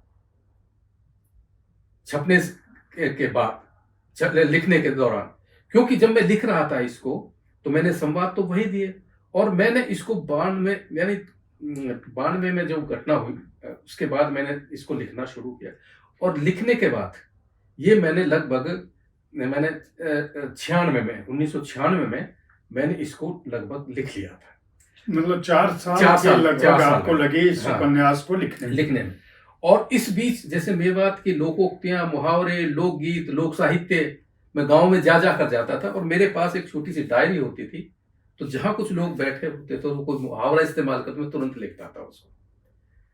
इसी तरह से उसमें लोकगीत है, इसी तरह से लोक नायकों की कहानियां हैं इसमें। तो मैंने उन सारी चीजों को, क्योंकि मेरा जो मकसद था एक तरह से साहित्य के माध्यम से जो मेवात की जो सुंदरता है दूसरे तरह की, सांस्कृतिक और लोक की लोक सुंदरता की जो लोक है, की वहाँ के जो उससे परंपराओं की उससे सुंदरता परिचित कराना जी। था। और इस उपन्यास में, अब पता नहीं पहला संस्करण है या कौन सा है, देखिएगा उसमें पीछे अगर आप देखेंगे इसमें, ये देखिए मेरा जहां लेखक का परिचय है, इस लेखक का परिचय में दो चीजें नहीं मिलेंगी आपको। हाँ। एक तो मैं क्या करता हूं हाँ। उस वक्त, और एक मैं कहाँ रहता हूं। हाँ, नहीं है। नहीं है इसमें। हाँ, इसमें मजदूर परिवार में बस बस। ये लिखा है। तो मेरा पता भी नहीं है मैं दिल्ली में पता कहाँ भी रहता था, और जी। ये भी नहीं पता मैं क्या करता था, हम्म। जबकि 1999 में नौकरी करता था 87 में, जी, लेकिन जी। मैंने नहीं। उसका एक कारण ये था, चूंकि मेरा पहला उपन्यास था, तो मैंने ये सोच के दोनों चीज नहीं दी कि पता नहीं, एक तो मेवाती संवादों के कारण इसको पाठक पसंद करेगा नहीं करेगा, लेकिन एक मेरे अंदर एक विश्वास भी था कि जब मैं मेवात का रहने वाला बैला आंचल की संवादों को समझ सकता हूँ, प्रति परिकथा को प्रति का समझ सकता हूँ, आधा गांव समझ सकता हूँ, तो ये क्या, हिंदी जगत इसको भी समझ जाएगा, एक उम्मीद थी जी। और जब ये उपन्यास आया, आपको यकीन नहीं होगा जयप्रकाश जी कि सबसे ज्यादा जो आनंद, जो सबसे ज्यादा रस जो पाठक ने लिया, इसके संवादों ने ही लिया। यानी लोगों को ये लगा कि यार इस यानी एक कोई मेवात जैसा भी अंचल है। तो इस वक्त जब ये उपन्यास मतलब उस वक्त ये 1999 में आया था, और लगभग उस वक्त को सोशल मीडिया कुछ नहीं था, और पता ना देने की का एक मुझे मतलब 92 में आपने लिखना शुरू किया। हाँ, वो जब 96 में 97 मतलब में लगभग आपने पूरा किया इसको। हाँ। उसके बाद ये छप के आया 3 साल बाद। नहीं, फिर उसके बाद ये मैंने लिखने के बाद इसको एक जगह रख दिया था। अच्छा। लगभग 7-8 महीना इसको मैंने उठा के रख दिया कि पता नहीं क्या चीज है या नहीं है। लेकिन फिर अचानक एक चीज, क्योंकि मैंने फर्स्ट ड्राफ्ट था वो छोड़ दिया था, मैंने कहा फिर मेरे मन में आया जब इतनी मेहनत की है तो किसी को दे के देखा, उसको एक ड्राफ्ट और करता। अच्छा। फिर मैंने उसको ड्राफ्ट किया, ड्राफ्ट करके आ गया, फिर ये 6 महीने तक रखा रहा, फिर रखे रहा। अब ये था कि इसको प्रकाशन इसकी छपाया कैसे। अब इसकी छपने की जो कथा है वो आपने मेरी स्मृति कथा में भी पढ़ा होगा। मेरे पढ़ने की बात नहीं है ना, मैं तो दरअसल दर्शकों को इस बात के लिए प्रेरित करना चाहता हूं कि वो आपकी किताबों को पढ़ें और हमारी इस बातचीत से कम डिजिटल फोरम पे वो जान सकें कि आज बहुत छोटी छोटी चीज़ों में आज की पीढ़ी या लेखक जो है वो फेसबुक पे लिखता है और फिर वो कहीं किताब देता है, उसको लगता है कि बस हम तुरंत छप जाएं और तुरंत हमें बहुत सारे। अब ये देखिए, जब इसका मैं जब किसी के माध्यम से, जब ये राधा कृष्ण प्रकाशन से आया है, राजकमल के सहयोगी प्रकाशन, जब ये वहां दिखाया गया तो उसमें ये हुआ कि उनकी एक प्रक्रिया है कि वो किसी से पढ़वाते हैं उसको। तो उन्होंने जिनसे पढ़वाई, उन्होंने जो उसमें संशोधन की, उन्होंने मुझे पांडुलिपि वापिस कर दी। उन्होंने ये नहीं कहा कि हम छापने, कहना इसमें ऐसे ऐसे, इसको देख लीजिएगा। अब आप कल्पना करिए कि एक लेखक की इतने बड़े प्रकाशन हाउस से कोई उपन्यास जैसी चीज मतलब गई और फिर वो वापस भी आ गई। तो मैंने थोड़ा सा, मैं कहना चाहिए कि विचलित तो हुआ, लेकिन फिर मैंने इसको पढ़ना शुरू किया। लेकिन उसके बाद मैंने उसको कुछ चीजें थी थोड़ी संशोधित की, और मैंने जब दिया और जब एग्रीमेंट वगैरह हो गया, और मुझे जिसके माध्यम से इसका एग्रीमेंट हुआ था, अनुबंध हुआ था, मुझे उस व्यक्ति ने बहुत सख्त हिदायत दे दी कि जब तक उपन्यास छप नहीं जाए, तुम्हारे मुंह से ये नहीं निकलना चाहिए कि मेरा उपन्यास छप के आ रहा है। अब आप सोचिए कि आपकी कोई किताब छप रही है और आपको बताना नहीं है। आजकल देखिए सोशल मीडिया में तो आदमी तो लिखने की शुरू करता है और पहले से कर देता है कि मैं लिख रहा हूं। और आप सोचिए कि एक उपन्यास जैसी चीज यानी छपने की प्रक्रिया में है, और मुझे से ये कहा गया कि नहीं। तो मैंने पूछा क्यों, तो हमारे उस मित्र ने, जो हमसे वरिष्ठ थे, वो लेखन जगत के मित्र थे। हाँ, जी। तो उन्होंने कहा कि मोरवाल, तुम्हें नहीं पता इस हिंदी जगत के चरित्र का तुम्हें नहीं पता। मान लीजिए तुम्हारे मुंह से किसी के सामने ये बात निकल गई, किसी बड़े लेखक के सामने, तो वो इस बात को सहन करेगा कि तुम्हारा उपन्यास राधा कृष्ण जैसी जगह से है? तो मैं कि क्यों, इसमें फर्क क्या पड़े? कल अगर ये तुमने बता दिया तो बिल्कुल नहीं छपेगा। तो उन्होंने कहा कि एक दिन ऐसा होगा कि वो उस प्रकाशक को फोन करेगा वो आदमी और पूछेगा कि क्या तुम मोरवाल का कोई उपन्यास छाप रहे हो? तो मना तो करेगा नहीं, तो कहेगा दिखाइए क्या है। वो 6 महीने अपने पास रखेगा और जब उससे पूछा जाएगा प्रकाशक के द्वारा का क्या हुआ उसका, तो कहते क्या है इसमें, कुछ भी नहीं।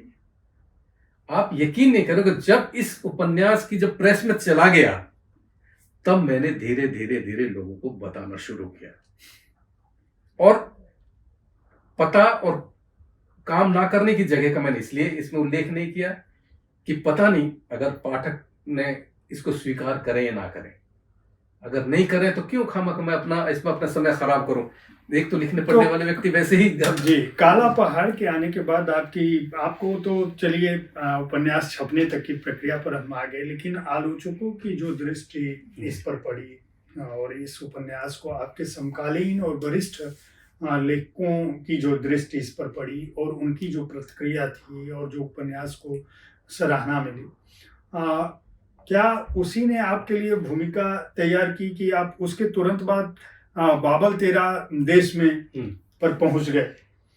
तो ये पहले उपन्यास के बाद जो दूसरे उपन्यास की प्रक्रिया थी और फिर उसके बाद रेत और नरक मसीहा, रेत तक तो आप जो है मतलब दूसरे उपन्यास तक तो आप बाबल तेरा देश में तक आप अपने देश में मेवात की पृष्ठभूमि, और उसके तुरंत बाद आप समस्याओं पर चले जाते हैं, जो समाज के भीतर जो समस्याएं हैं, चाहे हम रेत की बात करें, चाहे नरक मसीहा की बात करें, चाहे हलाला की बात करें, चाहे सूर बंजारन की बात करें, तबका आपका वही है जो कहीं न कहीं से नायक और नायिकाएं प्रभावित हैं।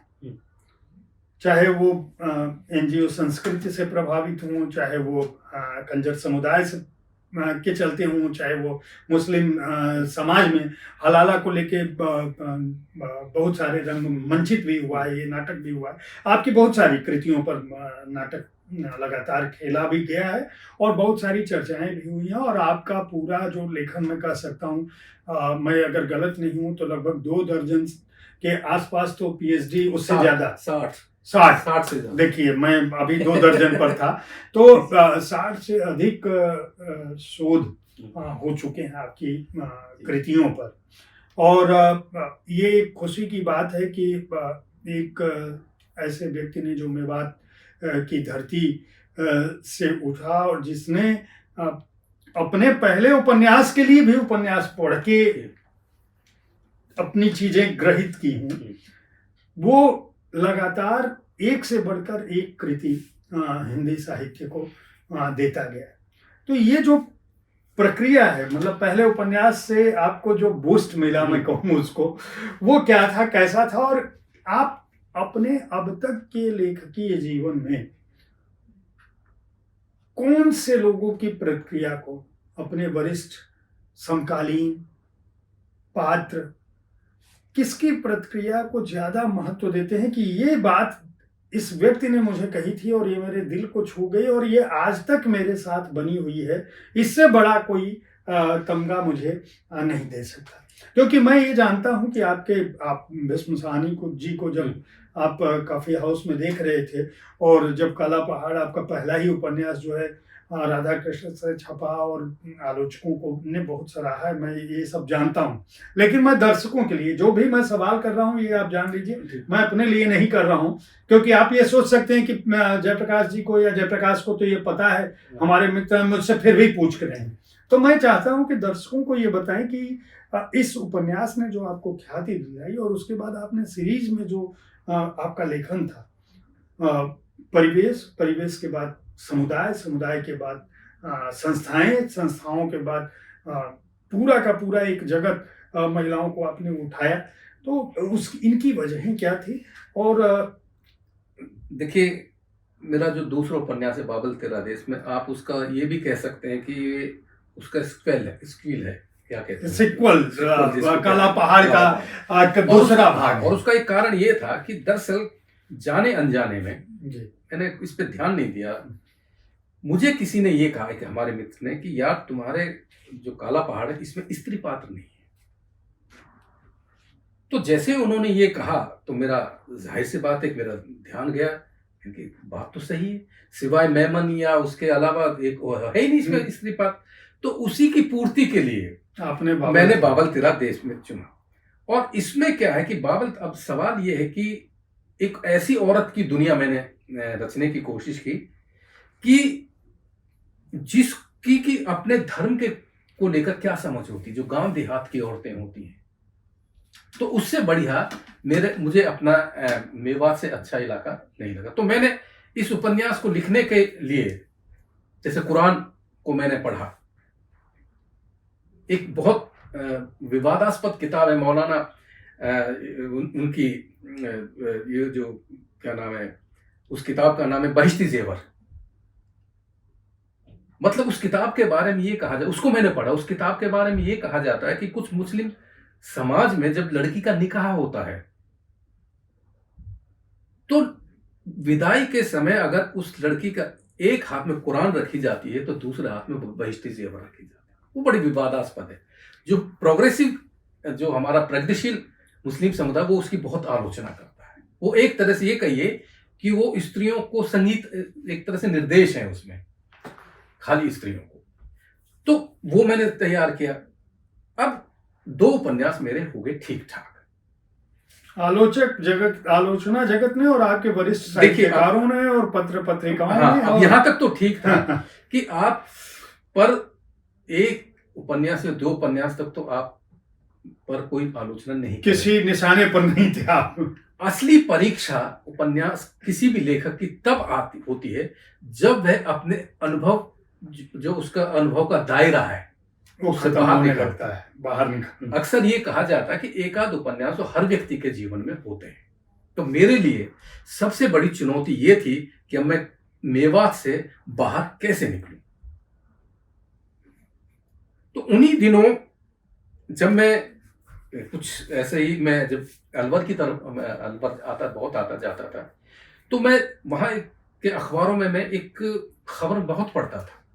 वहाँ कुछ ये जो कंजर समुदाय है, इस तरह के वहाँ पूरी पूरी बस्तियां हैं।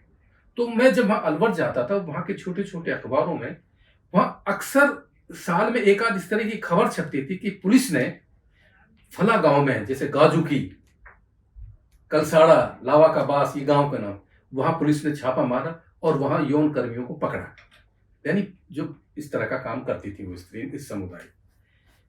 तो मैंने एक बार उसी थीम पर एक कहानी लिखी थी। वो साप्ताहिक हिंदुस्तान में छपी थी। उसका शीर्षक था लिलहार, यानी लेने किसी लड़की को लेने जाता है तो उसको लिलहार कहते हैं। आप यकीन नहीं करोगे, जब मैंने फिर ये सोचा कि अब क्या लिखा जाए, तो मेरे मन में यही था कि नहीं, अब मुझे इस पर काम कुछ करना चाहिए। संयोग से मुझे जनजातियों पर, जो अपराधी जनजाति, उस पर एक किताब हाथ लगी अपने कार्यालय की, जहां मैं काम करता, उस पर। वो पूरी की पूरी इस तरह की जनजातियों को लेकर, सामाजिक आर्थिक, उस तरह का एक बहुत अच्छी एक समाजशास्त्री पुस्तक थी। एक तो मुझे वो आता है। उसके बाद फिर मैंने वहां उन गांवों का दौरा करना शुरू किया। वहां की मैं उनके कुछ रीति रिवाजों में मैं शामिल होता था और उन यौन कर्मियों को लेकर उनके कुछ टेक्निकल चीजों को मैंने इस्तेमाल ढूंढना शुरू। और आपको सुन के हैरानी होगी कि रेत उपन्यास से पहले वो जो कहानी, वही गाजू की, उसके केंद्र में वही गाजू की है जो इस रेत उपन्यास में है। रेत से पहले वो कहानी लगभग 12 साल पहले छपी थी। अब आप अंदाजा लगाइए कि जो रचना प्रक्रिया हम जिसको कहते हैं ना, एक ये भी रचना क्रिया कि एक कहानी लिखी गई 12 साल पहले, वो बाद में धीरे धीरे कैसे डेवलप होकर एक उपन्यास के रूप में शामिल होती। मैं मोरवाल जी, एक मेरा सवाल है कि जो रेत आपने नाम क्यों रखा है इस उपन्यास का? क्योंकि जो कंजर समुदाय के जिन स्त्रियों की बात कर रहे हैं, जो यौनकर्मी हैं, मैं चाहूंगा हमारे पाठकों से कि वो इस उपन्यास को खरीदेंगे तब समझ पाएंगे। जिस समुदाय का जिक्र किया है मोरवाल जी ने, वहाँ लड़कियों को देह धंधा उनके लिए कोई बड़ी ऐसी चीज नहीं है जो बहुत रोकी ढकी हो। परिवार के लोग बाकायदा इस बात का उनके लिए एक सामान्य प्रक्रिया क्या उत्साह का की स्थिति है। स्त्री के मन पर क्या बीत रहा है इससे कोई आशय नहीं है, क्योंकि उसका आर्थिक पक्ष ही देखा जाता है और यह माना जाता है कि ये अगर पैदा हुई है तो कमाएगी, लाएगी, अपना जीवन यापन करेगी। देखिए, आपने रेत शीर्षक की बात की। एक तो मेरी कोशिश ये होती है कि मैं ऐसा शीर्षक रखूं जैसे छोटा हो, आकर्षक हो, पाठक के जबान पर चढ़ना वाला। सूखी रेत, गीले रेत, रेत के साथ बहुत सारे विशेषण जुड़े हुए तो आपको शीर्षक बहुत मिल जाएंगे, लेकिन मेरे मन में यह था कि कोई ऐसा शीर्षक था नहीं रेत। तो मैंने बहुत सारे लोगों से पूछा रेत के बारे में। मैंने जो बहुत इस शब्द का पहली बार जो इस्तेमाल पढ़ा, वह पढ़ा विश्वनाथ काशीनाथ रजवाड़े की बहुत मशहूर, मतलब उद्भट विद्वान थे वो संस्कृत के। उनकी किताब है भारतीय विवाह संस्था का इतिहास। यानी हमारे भारतीय समाज में जो विवाह नाम की संस्था ये कैसे अस्तित्व में आई, आप उस किताब को पढ़िए। यानी हमारे वेदों से लेकर पुराणों से लेकर वो पूरा का पूरा जो उसका विवाह संस्था के मूल में जो कारण रहे वो उस किताब को पढ़कर आपको समझ में आएगा। तो इस शब्द का, रेत का, मैंने पहली बार उसमें कई बार इस्तेमाल किया, पढ़ा। मैंने फिर डिक्शनरी कुछ खोजी तो उसमें उसका अर्थ निकल गया। जब मैं इस उपन्यास को लिख रहा था, एक मजेदार वाक्य आपको सुनाता हूं जी। तो मैं अपने एक मित्र के साथ एक बार नामवर सिंह जी के पास गया। बैठे हुए थे तो नामवर जी ने मुस्कुराते हुए कहा कि और मोरवाल जी क्या कर रहे हैं? मैंने कहा सर एक उपन्यास पर काम चल रहा है। मैंने कहा सर आपसे मुझे एक बात पूछनी है। कहने क्या? मैंने कि आपकी नज़र में कोई रेत को शीर्षक आपने इस नाम से कोई उपन्यास हिंदी में पढ़ा है? तो उन्होंने कहा नहीं, मेरी नज़र में से इस शीर्षक का उपन्यास कोई नहीं है। तो मैंने कहा सर मैं उस उपन्यास का शीर्षक यही रखना चाह रहा हूँ, रेत। हालांकि मेरा जो रेत का शीर्षक है, रेत से मतलब है कि जिसकी की कोई अस्तित्व नहीं होता। रेत जो है जिसका कोई अपना एग्जिस्टेंस नहीं होती। पानी हो, पानी बहा के ले जाए, हवा है, हवा उड़ा के ले जाए। तो उन्होंने छोटा सा हुंकारा मारा और बोले तुम्हें रेत का अर्थ पता है? जैसे उनकी अदा थी। तो मैंने जैसे ही उन्होंने ये कहा तो जो मेरे साथ जो अपने हमारे एक मित्र थे जिनके साथ में गया था, तो उन्होंने डॉक्टर साहब क्या होता है, क्या होता है, क्या होता है रेत का अर्थ? तो मैं चूंकि मुस्कुरा दिया था तो बोले देखो मोरवाल मुस्कुराया है, इसका मतलब इनको पता है। मैंने कहा हाँ सर, ये रेतस से लिया गया शब्द है, संस्कृत का शब्द है। कहना हाँ। कहना मैंने कहा ना, तो बोले कहना कि आपको पता है रेत, दरअसल रेतस। मैं थोड़ी सी माफी चाहूंगा कि सीमन को आप हिंदी में क्या कहेंगे। दरअसल रेतस का अर्थ वह है बीज, यानी अगर मैं इसको कहूं तो बीज से भी है इसका अर्थ है। तो मेरी कोशिश ये होती है कि उसका शीर्षक इस तरह से रखा जाए और वो अपने पूरी कथा के साथ न्याय करे, क्योंकि इसमें एक संवाद आता है। जो इसका सूत्रधार है घनश्याम कृष्ण उर्फ वैद्य जी, जो इसकी मुख्य पात्र रुक्मणी जो कि यौन कर्मी है और बाद में वो एमएलए भी बनती है, किस तरह से वो देह का इस्तेमाल करके वो एमएलए बनती है। तो इसमें एक संवाद आता है जब वो दोनों कहीं जा रहे होते हैं, वैद्य जी, क्योंकि वैद्य जी के उनकी उसके रुक्मणी के प्रति आसक्ति तो है लेकिन उनका कोई दैहिक संबंध नहीं है। उसके मन में उसके प्रति कोई दैहिक मतलब कामना नहीं है। तो जब वो जाती है रास्ते में तो वो उससे मजाक करती है, वैद्य जी कुछ तो कर लो, अब तो कोई नहीं है, यानी बीहड़ है, रेत है, चारों तरफ टिब्बे हैं जा रहे। तो तब उसी दौरान बातों बातों में रुक्मणी उसको कहती है कि ये रुक्मणी तो उस रेत की तरह है कि जिसको जो चाहे जैसी हवा उड़ा के ले जाए, जैसा पानी चाहे उसको बहा के ले जाए। मतलब रेत जिसके कोई अपने अस्तित्व नहीं होता। तो जब ये उपन्यास, अच्छा इस उपन्यास में मैंने एक चीज देखिए, जैसे आपने कहा कि पाठकों के लिए बड़ी चीजें, इस उपन्यास की जो गति है, पेस है, वो थोड़ी तेज है। ये इसलिए इसको बहुत पसंद किया गया उस उपन्यास को, पठनीयता की दृष्टि से। तो लेखक को कई बार ऐसा नहीं है कि अब तो धीरे धीरे, चूंकि अब तो मेरा 10 उपन्यास हो चुके हैं, और इस उपन्यास के चक्कर में मैंने कहानियां लिखनी बंद कर दी। मैंने पिछले 15 साल से मैंने एक कहानी नहीं लिखी है।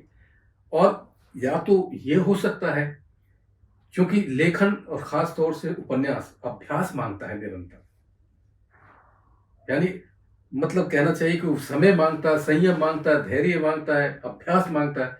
तो वो उन चीजों के चलते, और कहीं न कहीं यह विधा मुझसे एक हद तक सध चुकी है, इसलिए मैं अपने आप को ज्यादा आपकी सहज आपकी उपन्यास व्याप्ति, इसीलिए बतौर उपन्यासकार आपकी व्याप्ति जो है बहुत व्यापक इसीलिए रही है। और आ, इसको आपने व्यतिक्रम केवल अपने संस्मरणों से दिया है, बाकी और कोई चीज तो आई नहीं बीच में। ये एनजीओ संस्कृति पर आपके दिमाग में रेत की सफलता के बाद आप सीधे घुस गए, और वो भी पूरे शहरी नगरी परिदृश्य। देखिए अब लेखक है, अब लेखक को कुछ न कुछ तो लिखना ही है। अब विषय कोई ऐसा तो है नहीं कि विषय तो कहीं अपने आसपास है, ले तो संयोग से नरक मसीहा जी। ये दरअसल मैं जिस संस्थान में काम करता था उसका काम एनजीओज को मदद करना था, आर्थिक मदद करना होता जी। और उसके बहाने, यानी मतलब नरक मसीहा यानी गरीबी को, अभाव को किस तरह से हमारे भारतीय समाज के जो एक सो कॉल्ड कहना चाहिए कि बुद्धिजीवी वर्ग है, जो चतुर सयान बुद्धिजीवी वर्ग, वो किस तरह से आदमी की कमजोरियों को, गरीबी को, उपेक्षा को बाय प्रोडक्ट के रूप में इस्तेमाल करता है। मैंने ये दिखाने की कोशिश की है, यानी वो लोग जो लोग गरीबी में जी रहे हैं उनको उभारने के लिए मसीहा बनकर जाते हैं, उस नरक से निकाल कर मसीहा के रूप में जाते हैं। और वो किस तरह से इसके रूप में, यानी इस उपन्यास में मैंने एक चीज एस्टेब्लिश करने की कोशिश की है, मेरा अनुभव है कि एक समय में जो आजादी से पहले और आजादी के कुछ दशकों तक के बाद तक जो हमारे भारतीय समाज में, परिवेश में समाज सेवा एक मिशन हुआ करता था, बाद में वह धन कमाने का, प्रतिष्ठा का एक माध्यम बन गया। इसलिए आज आप देखिए कि एनजीओ की दुनिया में 3 तरह के लोग आपको मुब्तला मिलेंगे। पहले जो एक समय में घोर कम्युनिस्ट हुआ करते थे, उनकी बड़ी बड़ी एनजीओ हैं। दूसरे नंबर पर जो एक समय में बड़े भारी गांधीवादी थे, और तीसरा अब कुछ अंबेडकरवादी भी इस मतलब एनजीओ की दुनिया में प्रवेश कर गए, लेकिन इनका काम करने का तरीका लगभग एक जैसा है। यानी किस तरह से विचारधारा पर किस तरह से ये बाजारवाद और पूंजीवाद है, यानी भारी पड़ता है, ये इसमें दिखाने की कोशिश की गई है। आप ये देखिए कि जब तक ये साम्राज्यवादी शक्तियों द्वारा ये एनजीओ की परिकल्पना सब उन्हीं की है, हमारे देश में तो दूसरे तरह की समाज सेवा होती थी। उनके आने से पहले थोड़ा सा भी किसी के साथ अन्याय होता था, कीमतों में थोड़ा सा भी इजाफा होता था, तो हमारी सड़कें पट जाया करती थी, लोगों से जन आंदोलन से पट जाया करती थी। आप मुझे एक बात चीज बताइए कि रोजाना हमारे यहाँ चीजों की महंगाई और इस तरह की चीजें हैं, मतलब महिलाओं के साथ हमारे यहाँ दुष्कर्म होता है। अब आप ये देखिए कि जन आंदोलन, अगर आपने पिछले में अगर आपसे 20 साल में कहूँ तो आपको बहुत ज्यादा जन आंदोलन, चाहे एक तो किसानों का आंदोलन लगा लीजिए, एक निर्भया के वो लगा लीजिए, महंगाई को लेकर तो अब कोई गली कूचों में लोग बाग बाहर आते ही नहीं। तो ये जो, तो आपका क्या मानना है कि जो हमारी जो सामाजिक समस्याएं आज के समय में है, एक तरह से मैं इसको अगर मैं ऐतिहासिक पृष्ठभूमि में देखूं तो माना ये जाता है कि अंग्रेजों ने जो है कांग्रेस की स्थापना इसलिए की थी, यो ह्यूम से करके कि सेफ्टी वाल्व की तरह से काम करेगा। ये अलग बात है कि कांग्रेस ने एक अलग रूप ले लिया हम्म। और वो फिर राष्ट्रीय आंदोलन का मुखर स्वर जी। बन के स्थापित किया अपने को। लेकिन चूंकि एनजीओ में कोई एक पार्टी नहीं थी बल्कि तमाम तरह की एनजीओ थी और एक व्यवस्था थी, तो क्या आप ये मानते हैं कि नहीं एनजीओ संस्कृति ने देश के जन आंदोलनों को या जो व्यक्ति के रूप में लोगों के मन में जो आक्रोश है उसको एक तरह से ये साइफन कर रहे हैं और अब कोई बिल्कुल, मैं वही तो कहना चाह रहा हूँ कि जी। देखिए कि आदमी की कुछ कमजोरियां होती हैं। मैं जिंदगी भर समाज सेवा कर सकता हूँ और हर चीज पर प्रतिरोध स्वरूप मैं आंदोलन करना शुरू कर दूं, तो जो साम्राज्यवादी शक्तियां जिनको अपना प्रोडक्ट बेचना है, साक्षरता मिशन क्या था? साक्षरता मिशन का मतलब लोगों को साक्षर करना, एजुकेट नहीं करना, सिर्फ लिटरेट करना है, हाँ। ताकि वो अपना प्रोडक्ट बेच सकें। अगर मान लीजिए उनकी चीजों का यहाँ विरोध होने लगेगा तो वो तो नहीं कर पाएंगे अपना धंधा यहाँ। तो इसलिए क्या किया जाने लगा कि उन्होंने ऐसे ऐसे लोगों को पकड़ा जो इनकी जन आंदोलन की अगुवाई करते थे और उनको इस तरह के एनजीओ के रूप में स्थापित कर फॉरेन फंडिंग के नाम पर, आप देखिए अगर इस उपन्यास में देंगे तो कम से कम 2 दर्जन मैंने ऐसे संस्थानों के नाम लिए कि जहां जहां से लोगों को फॉरेन फंडिंग मिलती है। यानी आपको यही नहीं पता चलता कि एक आदमी को फॉरेन फंडिंग मिलती है, काम क्या कर रहा है, लेकिन आप उनका रहन सहन, जीवन स्तर, लाइफस्टाइल आप देखिए, आप मतलब आप कल्पना से परे हैं वो सब चीजें। तो मैंने जब ये इस नरक मसीहा को जब देखा तो इसमें एक तो वैश्विक स्तर पर और विचारधारा के स्तर पर, मतलब अब क्या है कि इसमें अगर आप देखें तो अब एनजीओ का इस्तेमाल कोई समाज सेवा के लिए कोई नहीं कर सकता। ईमानदारी की बात तो ये है। हलाला पर धर्म की आड़ में स्त्री शोषण जो आप कह रहे हैं, ये आपको केवल मुस्लिम वर्ग में स्त्री शोषण दिख रहा है धर्म के नाम पर? नहीं, देखिए मैंने एक स्त्री की दृष्टि से इसको देखने की कोशिश की, क्योंकि हलाला जो एक प्रथा है हमारे यहाँ मुस्लिम समुदाय में, दरअसल क्या है कि ये बड़ा विवादास्पद एक प्रथा के रूप में कुख्यात है जी। मैंने जहां तक जब मैं इसके पर काम करने की सोच रहा था तो मैंने जब कुरान में जब इसके बारे में जानकारी लेनी चाहिए हलाला के बारे में, तो मुझे कुरान की शायद सूरा अन-निसा में एक आयत ऐसी मिली जिसमें यह तो कहा गया है कि अगर कोई मर्द अपनी बीवी को तलाक दे देता है और वो अगर वापस अपने पति के पास आने चाहे तो उसको उस हलाला प्रोसेस से गुजरना तो जरूरी है ही। और वो हलाला की प्रोसेस सिर्फ कितना था कि वह दूसरे मर्द से निकाह करे, निकाह करने के बाद या तो उसकी मौत हो जाए या अपनी मर्जी से उस औरत को छोड़ दे, तलाक दे, तब वो वापस आ सकती है। लेकिन हम बिस्तरी का या कंज्यूमेशन का कोई जिक्र कुरान में नहीं है। अब सवाल इस चीज का है कि हम अपने एक धर्म विशेष में या किसी में भी जब हम एक बड़े धर्म ग्रंथ को सब चीज की बुनियाद मानते हैं तो जो चीज उसमें है नहीं तो ये हम बिस्तरी की धारणा कैसे आई? मेरा ये मानना है कि हमारे जितने भी धर्म ग्रंथ हैं, किसी भी मजहब में, किसी में धर्म में, कहीं भी चले जाए, सब के सब लिखने वाले पुरुष थे और उन पुरुषों ने जितनी भी शर्तें रखी हैं, जितने भी निर्देश नसीहत दिए हैं, सिर्फ वो स्त्री के लिए है, अपने सारे बचाव के रास्ते खोल रखे हैं। तो इसलिए आप ये देखिए कि चाहे आप यथुर्वेद में चले जाइए चाहे कुरान की आयत में, जैसे मैंने बाबल तेरा देश में दिया है, दोनों का अर्थ एक है।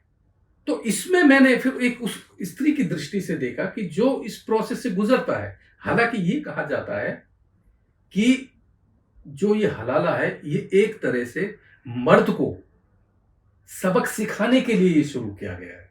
मतलब गलती करे पुरुष और सबक के नाम पर प्रताड़ित हो स्त्री। तो इसको लेकर मैंने जब उसकी दृष्टि से, स्त्री की दृष्टि से देखा तो मुझे बहुत आलोचना कहना चाहिए कि विवाद क्या, मतलब एक लेखक के लिए सबसे बड़ी दुश्वारी ये होती है कि होता क्या है कि कुछ विषय ऐसे होते हैं कि जो बहुत ही संवेदनशील होते हैं और लेखक क्योंकि अगर दूसरे समुदाय से है, दूसरे मजहब या धर्म से है, तो उसके लिए तो और भी मुश्किल है। तो इसलिए बड़े संवेदनशील वो हैं। लेकिन मेरी कोशिश, चाहे बाबल तेरा देश में भी मैंने सारे उस तरह के मसाइल्स को लिया है, तलाक को लिया है, हलाला नहीं है, बाकी सारे हैं, और हलाला को भी मैंने लिया, तो मैंने इसमें किसी को उत्तेजित करने के लिए नहीं, या किसी धर्म की या स्त्री की किसी की मजम्मत या आलोचना करने के लिए, मैंने उस स्त्री की दृष्टि से देखा इस प्रथा को। और मैंने इसमें मजेदार चीज, इसकी पृष्ठभूमि मेवात की रखी है, जबकि मेवात में ये प्रथा प्रैक्टिस में ही नहीं है। तो आप कहेंगे कि जब प्रैक्टिस में नहीं है तो आपने इसकी पृष्ठभूमि मेवात में, क्योंकि मेवात के बारे में मुझसे भी कहा गया लोगों ने कि भाई तुमने ऐसे कैसे कर दिया।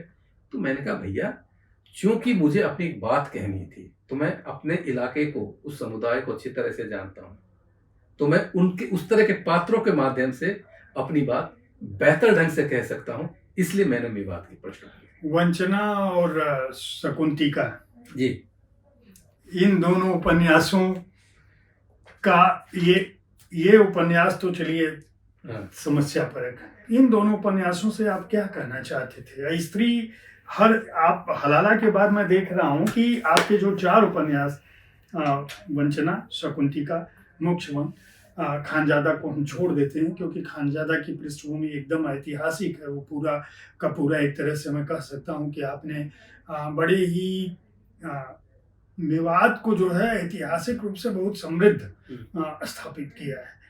और ये कि राष्ट्रभक्ति के रूप में भी अगर देखें, समाज की रक्षा के रूप में भी देखें, सामाजिक समरसता के रूप में भी देखें, धार्मिक सहिष्णुता के रूप में भी देखें, तो खानजादा की जो पृष्ठभूमि है वो स्थापित करती है। आप कहीं भी वहाँ पूरी की पूरी एक तरह से एक दूसरे से जुड़े हुए हैं, हिंदू, मुस्लिम, राजे, रजवाड़े, जमींदार। आपने यहाँ तक कि जो नायक है खानजादा का, वो उसके लिए अपने समाज के सबसे आखिरी व्यक्ति के लिए भी लड़ने में, जान की बाजी लगाने में उसको कोई दिक्कत नहीं। तो वह उपन्यास एक अलग है। लेकिन ये बाकी उपन्यास आपके वंचना, शकुंतिका और मोक्षवन में और हलाला में भी स्त्री ही प्रमुख है। देखिए ऐसा है, ये पता नहीं ये जाने अनजाने में हुआ, मैं कभी इस तरह के लिए, सुर बंजारन भी वैसा ही वही है, उसके भी केंद्र में स्त्री है। बाबल तेरा देश के भी केंद्र में स्त्री, यानी एक तरह से अगर कहा जाए, इसको यूएसपी कहते हैं हम, यानी मेरे पूरे लेखन में ज्यादातर में, अगर 2 उपन्यासों को छोड़ दें हम, काला पहाड़ और खानजादा को, तो सबके केंद्र में कहीं ना कहीं स्त्री है। और ये देखिए, ये कुछ जानबूझ के नहीं किया गया है ना। अगर जैसे मेरा आखिरी वन मोक्षवन है जी, उसके भी केंद्र में स्त्रियां हैं। वही तो, यानी वृंदावन की विधवाओं को लेकर, वंचना है वो स्त्री संबंधी कानूनों को लेकर। सवाल देखिए क्या है कि शकुंतिका बिल्कुल अलग है, छोटा सा उपन्यास, और ये आज की तारीख में कम से कम 10 विश्वविद्यालयों में पाठ्यक्रम में लगा हुआ है, 10 विश्व यूनिवर्सिटीज में। तो और ये 120 पन्ने का उपन्यास है। तो इस उपन्यास में क्या है कि सिर्फ जो बेटियों के प्रति जो हमारे भारतीय समाज में जो मानसिकता बदल रही है, और यानी मैं कहना नहीं चाहिए कि मेरे कम से कम अपने ही ऐसे 1 दर्जन से ज्यादा दोस्त हैं कि जिनके संतान के नाम पर सिर्फ एक बेटियां हैं, एक बेटी। ऐसा नहीं कि वो संतान पैदा नहीं कर सकते, लेकिन ये किस तरह से जो मानसिकता बदल रही है, पुत्र और पुत्री के को लेकर जिस तरह की हमारे यहाँ चीजें बदल रही हैं, मानसिकता बदल रही है, ये एक तरह से उस बदलाव का परिलक्षित है। अच्छा देखिए, दूसरी बात क्या है पांडे जी, कि उपन्यास और उपन्यासकार का काम एक अपने पाठक को एजुकेट करना भी होता है, शिक्षित करना भी होता है। कि अगर मान लीजिए इस उपन्यास में हम सीधा ये दिखा दें कि भाई वो फला पात्र डॉक्टर बन जाती है, मजिस्ट्रेट बन जाती है, वकील बन जाता है, तो ये कहना तो बहुत आसान है, आप दिखा भी सकते हैं, लेकिन उसकी प्रक्रियाएं क्या है? अगर डॉक्टर बनने की अगर प्रक्रिया का नहीं पता है पाठक को, अब हमारे यहाँ जैसे एडाप्टेशन, जैसे गोद लेने की वो है, कहना बहुत आसान है कि गोद ले लीजिए, लेकिन आप उसकी कभी प्रक्रिया में जाकर देखिए, आसानी से कभी गोद बच्चे मिलता नहीं है। और इसमें तो फिर भी वो गोद बच्ची लड़की को लिया जाता है। तो ये देखिए, ये आपने जैसे कहा, मैं ये जानना चाहता हूँ मोरवाल जी कि जो आज के समय में हम लोग 21वीं सदी में 2023 में बात कर रहे हैं, साहित्य तक स्टूडियो में। हमारी जो बातचीत है वो पूरी डिजिटल फोरम पर होगी, यूट्यूब, फेसबुक, इंस्टाग्राम। क्या हमारा समाज, जैसे मोक्षवन आपका सबसे तात्कालिक उपन्यास है, सबसे नया उपन्यास है, ठीक है, और इस उपन्यास के शीर्षक पर ही लिखा है कि मुक्ति की कामना में भटकते हुए सफेद पुतलों की त्रासद कथा है।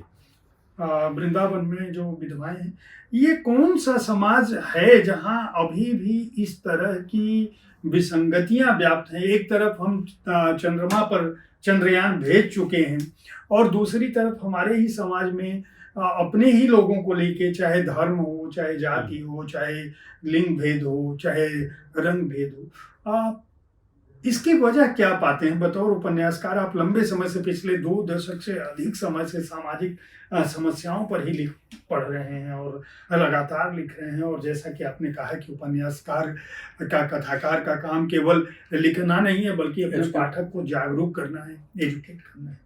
तो आधुनिकता, शिक्षा, साहित्य, सबके तमाम प्रयासों के बावजूद हमारी समस्याएं अभी जस की तस क्यों है कि 2023 में भी मोरवाल जी को उन स्त्रियों के बारे में लिखना पड़ रहा है जो अपने घर परिवार से भेज दी गई हैं और मोक्ष की कामना में जिनको किसी एक शेल्टर पर भेज दिया गया है, जिनके लिए इतना तक निर्धारण है कि वो ये पहनेंगी, ये नहीं पहनेंगी, इससे बात करेंगी, इससे नहीं बात करेंगी, उनकी दिनचर्या तक तय है और वो भी समाज तय करता है या परिवार तय करता है। देखिए, मैं जब इस उपन्यास पर लिखने के बारे में, जब मैं अपना पूरा वो अपनी योजना बना रहा था, तो शुरू में मेरे मन में सिर्फ ये विधवाएं ही थी। लेकिन जब मैं वृंदावन गया, मेरी कोशिश ये होती है कि मैं जो भी विषय लेता हूँ पूरी तरह से पहले उस पर सामाजिक, सांस्कृतिक, आर्थिक, राजनीतिक जितने भी पक्ष हो सकते हैं, ऐतिहासिक, उसकी जानकारी पहले बहुत जरूरी है। तो मैं जब वृंदावन गया मोक्षवन लिखने के दौरान, और वहां जो चीजें मैंने, वहां की सारी एक एक छोटी छोटी गलियों को मैंने देखा, घूमा, बड़ी बारीकी से देखा, एक एक घाट को देखा, उन घाटों को देखा जो अस्तित्व में नहीं है, ऐसे मंदिरों को देखा एक से एक, और उसके बाद जब मैं वहां गया तो मुझे एक चीज ये लगा कि नहीं, वृंदावन में खाली विधवाओं का ही मामला नहीं है, ये उसी के लिए बदनाम नहीं, वहां और भी चीजें हैं। दरअसल इस वक्त जितनी भी हमारे यहाँ धर्म नगरी हैं, आप वहां जाकर देखिए, आपको 2 दुनिया नजर आएंगी। एक वह दुनिया जो बिल्कुल पारंपरिक रूप से उन्हीं घाटों पर, उन्हीं गलियों में, उन्हीं मंदिरों में रह रहे हैं, और एक वो जो नए सिरे से, यानी अगर मैं ये कहूं, जब मैं इस पर काम कर रहा था, जो मैंने वहां का वैभव देखा वृंदावन का, तो खास तौर से जो 90 के बाद, मतलब मेरा कहने का ये मतलब है जो आर्थिक उदारीकरण है, जो 1990 के बाद इस देश में बहुत तेजी से फैला, इसने दरअसल 2 चीजों को सबसे ज्यादा फायदा पहुंचा है। यानी आर्थिक उदारीकरण का फायदा एक तो धर्म और एक राजनीति, सांप्रदायिकता, यानी एक धर्म और एक सांप्रदायिकता को सबसे ज्यादा फायदा हुआ। आप देखिए, पोषित की है। बिल्कुल, आप जाकर देखिए कि जब मथुरा दिल्ली, आगरा दिल्ली रोड पर जाते हैं तो आपको बड़े बड़े भव्य आश्रम मिलेंगे, बड़े बड़े भव्य, और एक वो दुनिया है पुरानी जो वृंदावन जिसको कहा जाता है, कि जहां आज भी वो विधवाएं 60-60, 65-65 वर्ष की, जो बंगाल से आई हुई है, उड़ीसा से आई हुई, वो 6-6, 7-7 घंटे भजनाश्रम में भजन गाती है, झांझ मजीरे पीटती हैं,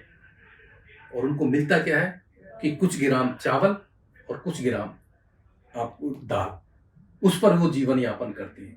लेकिन एक जो मजेदार चीज और मैं बताऊं, ये दरअसल वृंदावन में ये जो विधवाएं हैं, हो सकता है कि ये इनकी अंतिम पीढ़ी हो। आने वाले 15-20 साल के बाद, 25-30 साल के बाद, हो सकता है कि आपको एक भी इस तरह की महिला मान नजर नहीं आए। उसका एक कारण है मेरी दृष्टि में कि जो हमारे अंदर एक सामाजिक चेतना, शैक्षणिक चेतना, आर्थिक, जिस तरह से हम लोगों में सब चीजें पैदा हुई हैं, हमारी जो मानसिकता बदली है, उसके चलते ये इस तरह की चीजें अब बहुत कम हुई है। यानी पहली बात तो ये कि इसकी जड़ में जो पहला कारक रहा है इस तरह की परित्यक्ताओं और विधवाओं के जीवन में जो उनका नरक बनता है, उसका सबसे बड़ा कारण रहा है बाल विवाह। तो बाल विवाह तो होते नहीं है। जब बाल विवाह खत्म हो गए और आदमी थोड़ा पढ़ेगा लिखा एजुकेट होगा तो जाहिर सी बात है कि ये समस्या खत्म होगी। तो दूसरी बात इसमें जैसे आपने कहा कि भाई आज भी जरूरत, अगर समस्याएं खत्म हो गई तो मोरवाल जी लिखेंगे क्या आने वाले समय में? बहुत विषय है। जैसे मैं देखिए, अब फिर वही बात है कि मैंने अभी अपना एक नया उपन्यास पूरा किया है।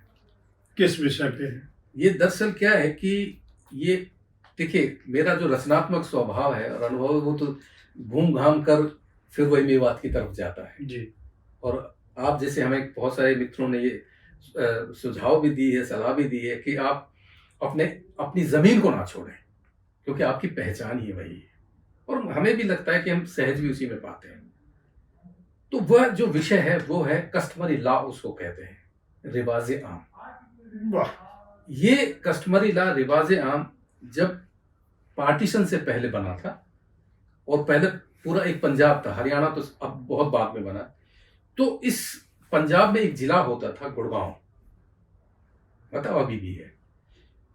तो वह जो कस्टमरी लॉ है, रिवाजे आम, आज का जो पुराना गुड़गांव जिला है उसके जो मेव समुदाय है उस पर लागू है आज भी यार, वैधानिक उस पर मान्यता प्राप्त है।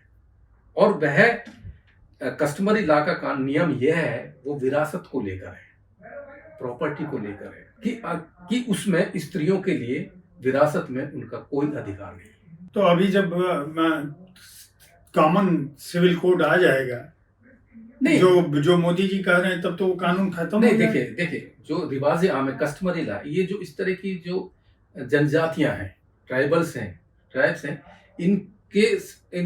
इनकी संस्कृतियों को बचाने के लिए, सुरक्षित रखने के लिए, प्रिजर्व रखने के लिए उनके कुछ कस्टमरी लॉ बनाए होंगे। हो सकता है कि उस वक्त जो सामाजिक स्थितियां रही होंगी वो इस तरह की रही होंगी कि मान लीजिए एक परिवार में 4 लड़कियां या लड़कियां हैं और उनके पिता का देहांत हो जाता है, तो उस प्रॉपर्टी को, उस खेती जो जंगल की जमीन है, उसको माँ और बेटियां इस्तेमाल तो कर सकती हैं, लेकिन वो माँ उस जमीन को बेच नहीं सकती, किसी को गिरवी नहीं रख सकती, किसी को हिबा नहीं कर सकती, गिफ्ट नहीं कर सकती। और अगर मान लीजिए उसने चुपचाप कर भी ली, तो उस स्थिति में क्या है कि जब तक वो जिंदा रहेगी वो उसका कंज्यूम करेगी, उसका उपभोग करेगी, लेकिन उसके मरने के बाद वो जो विरासत है, जो जमीन ज्यादा आता है, तो ऑटोमेटिकली उन लड़कियों को चाचा ताऊ में बराबर बढ़ जाती है। चलिए, आपको नए उपन्यास के लिए शुभकामनाएं। और 2-3 सवाल मेरे बड़े छोटे छोटे, मैं चाहूंगा कि उत्तर मुझे दे दें खटाखट। एक, बतौर साहित्यकार आप अपने को कहाँ पाते हैं इस समय? देखिए, मैं आज भी अपने आप में, मुझे बहुत ही, जिसको कहना चाहिए कि अभी भी ये लगता है कि पता नहीं एक लेखक के रूप में मेरी स्वीकार्यता किस रूप में। और ये जो चुनौती और ये जो डर है, ये कहीं न कहीं मुझसे अतिरिक्त रूप से मेहनत कराती है। और वो उस मेहनत का जो प्रतिफल इस रूप में आता है कि जब रचना के रूप में, पुस्तक रचना के रूप में बाहर आती है, तो मुझे, इसलिए मैं क्या करता हूँ कि पूरी विश्वसनीयता, पूरी प्रामाणिकता का वो करता हूँ। तो आपने कहा कि मैं किस रूप में कहाँ मानता हूँ, मैं तो अभी भी, जाहिर सी बात है, मैं तो अभी भी उस सीखने की प्रक्रिया से गुजर रहा हूँ। मैं ये जानना चाहता हूँ कि आपको बतौर लेखक ऐसी कौन सी प्रशंसा है जिसको ये मानते हैं कि लेखक के रूप में मुझे ये जो प्रतिक्रिया मिली थी, ये सबसे बड़ी थी, वो किसकी है और क्या थी? देखिए, इसमें 2-3 चीजें हैं। मैं एक तो इस चीज को कभी, मैं बहुत स्पष्ट कह रहा हूँ इस बात को, जैसा कि कहा गया है कि लेखन स्वांत से सुखाए होता है, मैं इसको नहीं मानता। जब आप लिख रहे हैं और उस पूरी प्रतियोगिता में हैं, तो सम्मान, पुरस्कार, प्रशंसा, तारीफ, वो यात्राएं, वो आपको क्यों ना मिले, बड़ी बड़ी संगोष्ठियों में क्यों ना मिले, आपकी रचनाएं सिलेबस में क्यों ना लगे। तो मैं, क्योंकि लेखक भी है तो इंसान है, जी। तो ये स्वांत सुखाए का दूसरी पहली बात तो है। लेकिन कुछ चीजें ऐसी हैं कि जो मुझे बहुत मेरे लेखन के बल पर मुझे बहुत जल्दी प्राप्त हुई, और वो है कि आज की तारीख में लगभग 10 विश्वविद्यालयों में मेरी रचना पाठ्यक्रमों में मेरे उपन्यास, जो कि मैं इसको ये मानता हूं कि हम लेखक किसी भी व्यक्ति की जो एक शुरुआत होती है पढ़ने की, वो अपने लेखकों को पाठ्यक्रम के माध्यम से ही जानता है। प्रेमचंद को भी हमने एक आध कहानी के माध्यम से जाना है। तो आपने जो कहा कि देखिए, प्रशंसा तो कौन नहीं चाहेगा, लेकिन हाँ, अगर वो तर्क संगत, अगर कोई आलोचना करता, प्रशंसा तो अपनी जगह नहीं, मैं याद रह गई हो क्योंकि आपने तमाम बड़े साहित्यकारों से लेकर नहीं, इसका मैं उदाहरण देता हूं कि शुरू में मेरा जो है राजेंद्र यादव जी से कहना चाहिए 36 का आंकड़ा था। वो पता नहीं किस उनके अंदर क्या ग्रंथि थी मुझे लेकर, वो हमें पसंद नहीं करते थे। जब काला पहाड़ उपन्यास आया और जब उन्होंने पढ़ा, और पढ़ने के बाद उनकी कुछ धारणाएं थी मेरे प्रति, वो बदली। और फिर तो यहां तक हुआ कि उन्होंने एक हंस के एक संपादकीय में एक लंबा संपादकीय लिखा, और उस दौरान जो 10-12 उपन्यास होते सबका जिक्र किया, लेकिन काला पहाड़ का उन्होंने विशेष रूप से उल्लेख किया और ये पंक्ति लिखी कि इन सब से काला पहाड़ अलग है। इसी तरह उन्होंने एक बार ये कहा था कि जब मेरा रेत उपन्यास आया था, तो जैसे राउंड्स अप होते हैं अखबारों के लिए, तो उन्होंने शायद एक अखबार के लिए किसी से ये कहा, लिखित में है, कि भगवान दास मोरवाल का मैं समकालीन उपन्यासकारों में सबसे महत्वपूर्ण मानता हूँ, क्योंकि ये जो भी विषय उठाता है उसमें बहुत मेहनत करता है। तो इस तरह की जो कॉम्प्लीमेंट्स जो हैं, कमलेश्वर जी ने जैसे हमारे उपन्यासों का खूब जिक्र किया है अपने, एक बार वो दैनिक हिंदुस्तान में लिखते थे तो उसमें भी उन्होंने जिक्र किया। और जैसे मुझे कथाक्रम सम्मान मिला, देखिए मजेदार चीज, लखनऊ का कथाक्रम सम्मान मुझे तब मिला जब मेरे सिर्फ 2 ही उपन्यास मिले, और उस उपन्यास के जो अध्यक्ष थे वो श्रीलाल शुक्ल थे। तो श्रीलाल शुक्ल जी से मेरा कभी कोई उस तरह का नहीं हुआ, लेकिन बाद में मुझे पता चला कि इस कथाक्रम सम्मान के लिए जो रिकमेंड किया वो श्रीलाल शुक्ल जी ने मेरा नाम किया। तो कहीं न कहीं ये जो देखिए, पुराने लोग और अब के लोगों में एक खास अंतर क्या है कि हम लोग दरअसल क्या है कि तुरंत हम जो भी लिखते हैं उसका तुरंत हम उसका परिणाम जानना चाहते हैं। इसीलिए अक्सर कहा जाता है कि जो लेखन है ये 100 मीटर की रेस नहीं है कि जिसमें सेकंड्स में रिकॉर्ड बनता है। ये तो मैराथन दौड़ है, और मैराथन दौड़ भी हाफ मैराथन नहीं, पूरी फुल मैराथन 44 किलोमीटर। जो आदमी पूरी मैराथन दौड़ के अंत तक उस रेस में बना रहेगा, साहित्य उस तरह की मैराथन। एक साहित्यकार के जीवन में पुरस्कारों का क्या महत्व है? देखिए, पुरस्कारों को महत्व मैं ये मानता हूँ कि देखिए, इससे एक तो ये कि उसकी क्रेडिबिलिटी तो बढ़ती है, ऐसा नहीं है। और मैं ईमानदारी का अगर मैं कहूं तो मेरे लिए तो पुरस्कार का मतलब ये है कि वो लेखक में एक नई ऊर्जा का संचार करते हैं। मतलब उससे एक आपकी जो लेखकीय जो आपकी स्वीकार्यता है उसमें कुछ न कुछ बढ़ोतरी होती है। क्या पुरस्कारों में लॉबिंग होती है या वो? देखिए, मैं लॉबिंग तो नहीं कहूंगा, लेकिन मैं एक चीज बहुत स्पष्ट कहना चाहता हूं कि इस वक्त जितनी बौद्धिक बेईमानियां हमारे हिंदी साहित्य में व्याप्त हैं, मैं समझता हूं कि पहले भी रही होंगी, लेकिन आज के दौर में उस तरह की बौद्धिक बेईमानी सबसे ज्यादा है। मतलब यह है कि यहां ऐसे बहुत कम लेखक हैं। अगर आपने आज मुझे बुलाया है मेरे 10 उपन्यास आने के बाद, तो आपको कुछ लगता होगा तभी नहीं। लेकिन ऐसा क्या होता है कि आप मतलब लॉबिंग जिसको आपने कहा है, मतलब भयानक किस्म से मैं कह रहा हूं, और मैं इसको लॉबिंग या उस तरह से नहीं, मैं इसको एक तरह से बौद्धिक बेईमानी कहता हूं कि आप एक लंबी कहानी को उपन्यास कहकर कोई पुरस्कार दिलवा देते हैं, एक छोटे से कविता संग्रह को मतलब उठाकर आप उसको बड़ा पुरस्कार दिलवा देते हैं। मतलब उसमें कहना चाहिए गुणवत्ता या वो नहीं, तो उसमें आपका ये भी निर्भर करता है कि आप किस राज्य से हैं, आपकी जाति क्या है, आप किस वर्ग से हैं, आप सत्ता के केंद्र में, आप किस सत्ता के केंद्र में हैं। अगर आप किसी सत्ता के केंद्र में नहीं है, आप किसी को कुछ उपकृत करने के उसमें नहीं है, हैसियत नहीं है, तो होंगे आप बड़े लेखक। हिंदी साहित्य को आप कहाँ पाते हैं आज की समय में, जब सोशल मीडिया इतना प्रभावी हो गया है और देवनागरी लिपि पे बहुत बार बार ये सवाल उठता है कि हिंदी बहुत संकट में है। आप कहाँ देख रहे हैं कि आने वाले समय में हमारा हिंदी साहित्य कहाँ होगा? नहीं, देखिए, इसमें दो तरह की चीजें कि जो हम संकट की बात करते हैं, ये हम करते हैं कि जो टेक्नोलॉजी में जिस तरह से बदलाव आ रहा है, उसके चलते हमें ऐसा लगता है। जैसे क्या था कि पहले सोशल मीडिया नहीं था, पहले कंप्यूटर नहीं था, हम सब लोग हाथ से लिखते हैं। लेकिन मेरा ये मानना है कि समय के साथ साथ एक लेखक को अपने आप को उसमें ढालना पड़ेगा, तो वो लिख पाएगा। जैसे मैं अपना उदाहरण दूं, मैं पिछले 5 वर्षों से अब कागज पर नहीं लिखता हूं, मैं सीधे लैपटॉप पे इस्तेमाल करता हूं। मैं टेक्नोलॉजी का बहुत इस्तेमाल करता हूं, जबकि हमारे हिंदी के लेखक बहुत से तो अभी कंप्यूटर खोलना भी नहीं जानते। और टेक्नोलॉजी का सबसे बड़ा क्या है कि जब तक वो हमें नहीं आती है, वो हमें दुश्मन दिखाई देती है, और जब हमें आने लगती है, हम जब उसके अभ्यस्त हो जाते हैं, तो हमारी जरूरत बन जाती है। तो आपने कहा कि जैसे एक एक, एक नई बात अब पिछले कुछ सालों से एक है कि भाई हिंदी का पाठक नहीं है, हिंदी साहित्य पढ़ा नहीं जाता है, किताबें बिकती नहीं है, शब्द की दुनिया खतरे में, ऐसा कुछ भी नहीं है। शब्द की सत्ता बनी रहेगी, जैसे सालों से चली बनी आ रही, वो आने ये हजारों साल तक ये कभी खत्म नहीं होगी।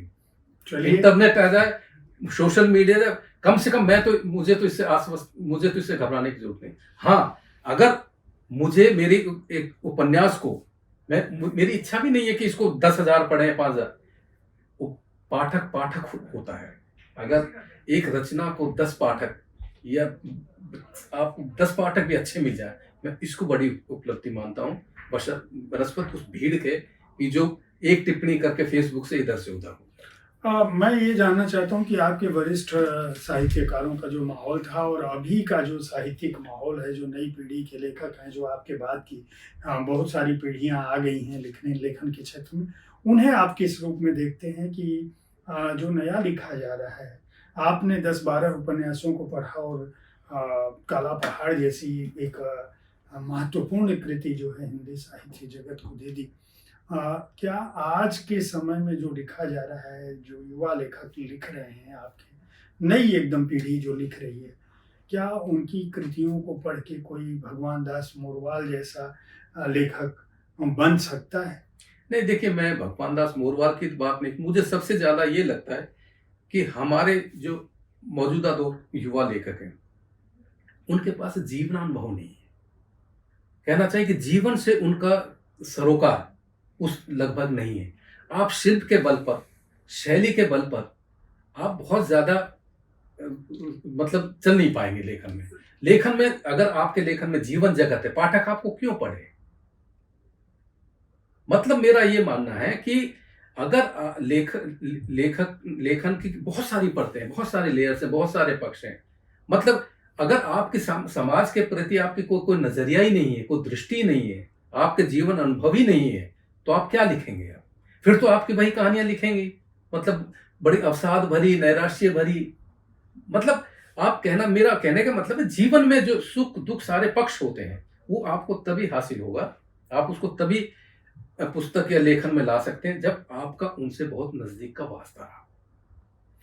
बहुत बहुत धन्यवाद मोरवाल जी। आपसे हमारी बातचीत बहुत लंबी हुई और संभवतः साहित्य तक के स्टूडियो में की गई है हमारी सबसे लंबी बातचीत है। इतना समय हमने अब से पहले किसी भी लेखक को नहीं दिया था, जबकि हिंदी साहित्य जगत में कुछ 2-4 नामों को छोड़ दिया जाए तो मैं संभवतः सभी बड़े लेखकों से बात कर चुका हूं जो आपकी। नहीं, मुझे ऐसा लगता है कि यानी प्रश्न छोटी या बड़ी बात का नहीं है, प्रश्न ये है कि बात कितनी महत्वपूर्ण है, जो बातचीत हुई उसमें क्या सार निकल के आता है। पाठक जो हमारा देखने वाला दर्शक, ये दर्शक हमारे बताएंगे, ये वो तय करेंगे। हो सकता है कि कई बार छोटी सी अवधि की बात बहुत महत्वपूर्ण, बड़ी अच्छी रोचक होती है, और कई बार बहुत लंबी बात भी जिसमें कोई सार नहीं निकलता। तो ये तो उस पर नहीं, निर्भर लेकिन है। इस बहाने कम से कम आपके प्रशंसक आपको जान सकेंगे, आपके जीवन के तमाम पहलू हमारे सामने आए। इतना समय देने के लिए बहुत बहुत धन्यवाद और आभार आपका। आपका भी बहुत बहुत आभार। बहुत बहुत नमस्कार।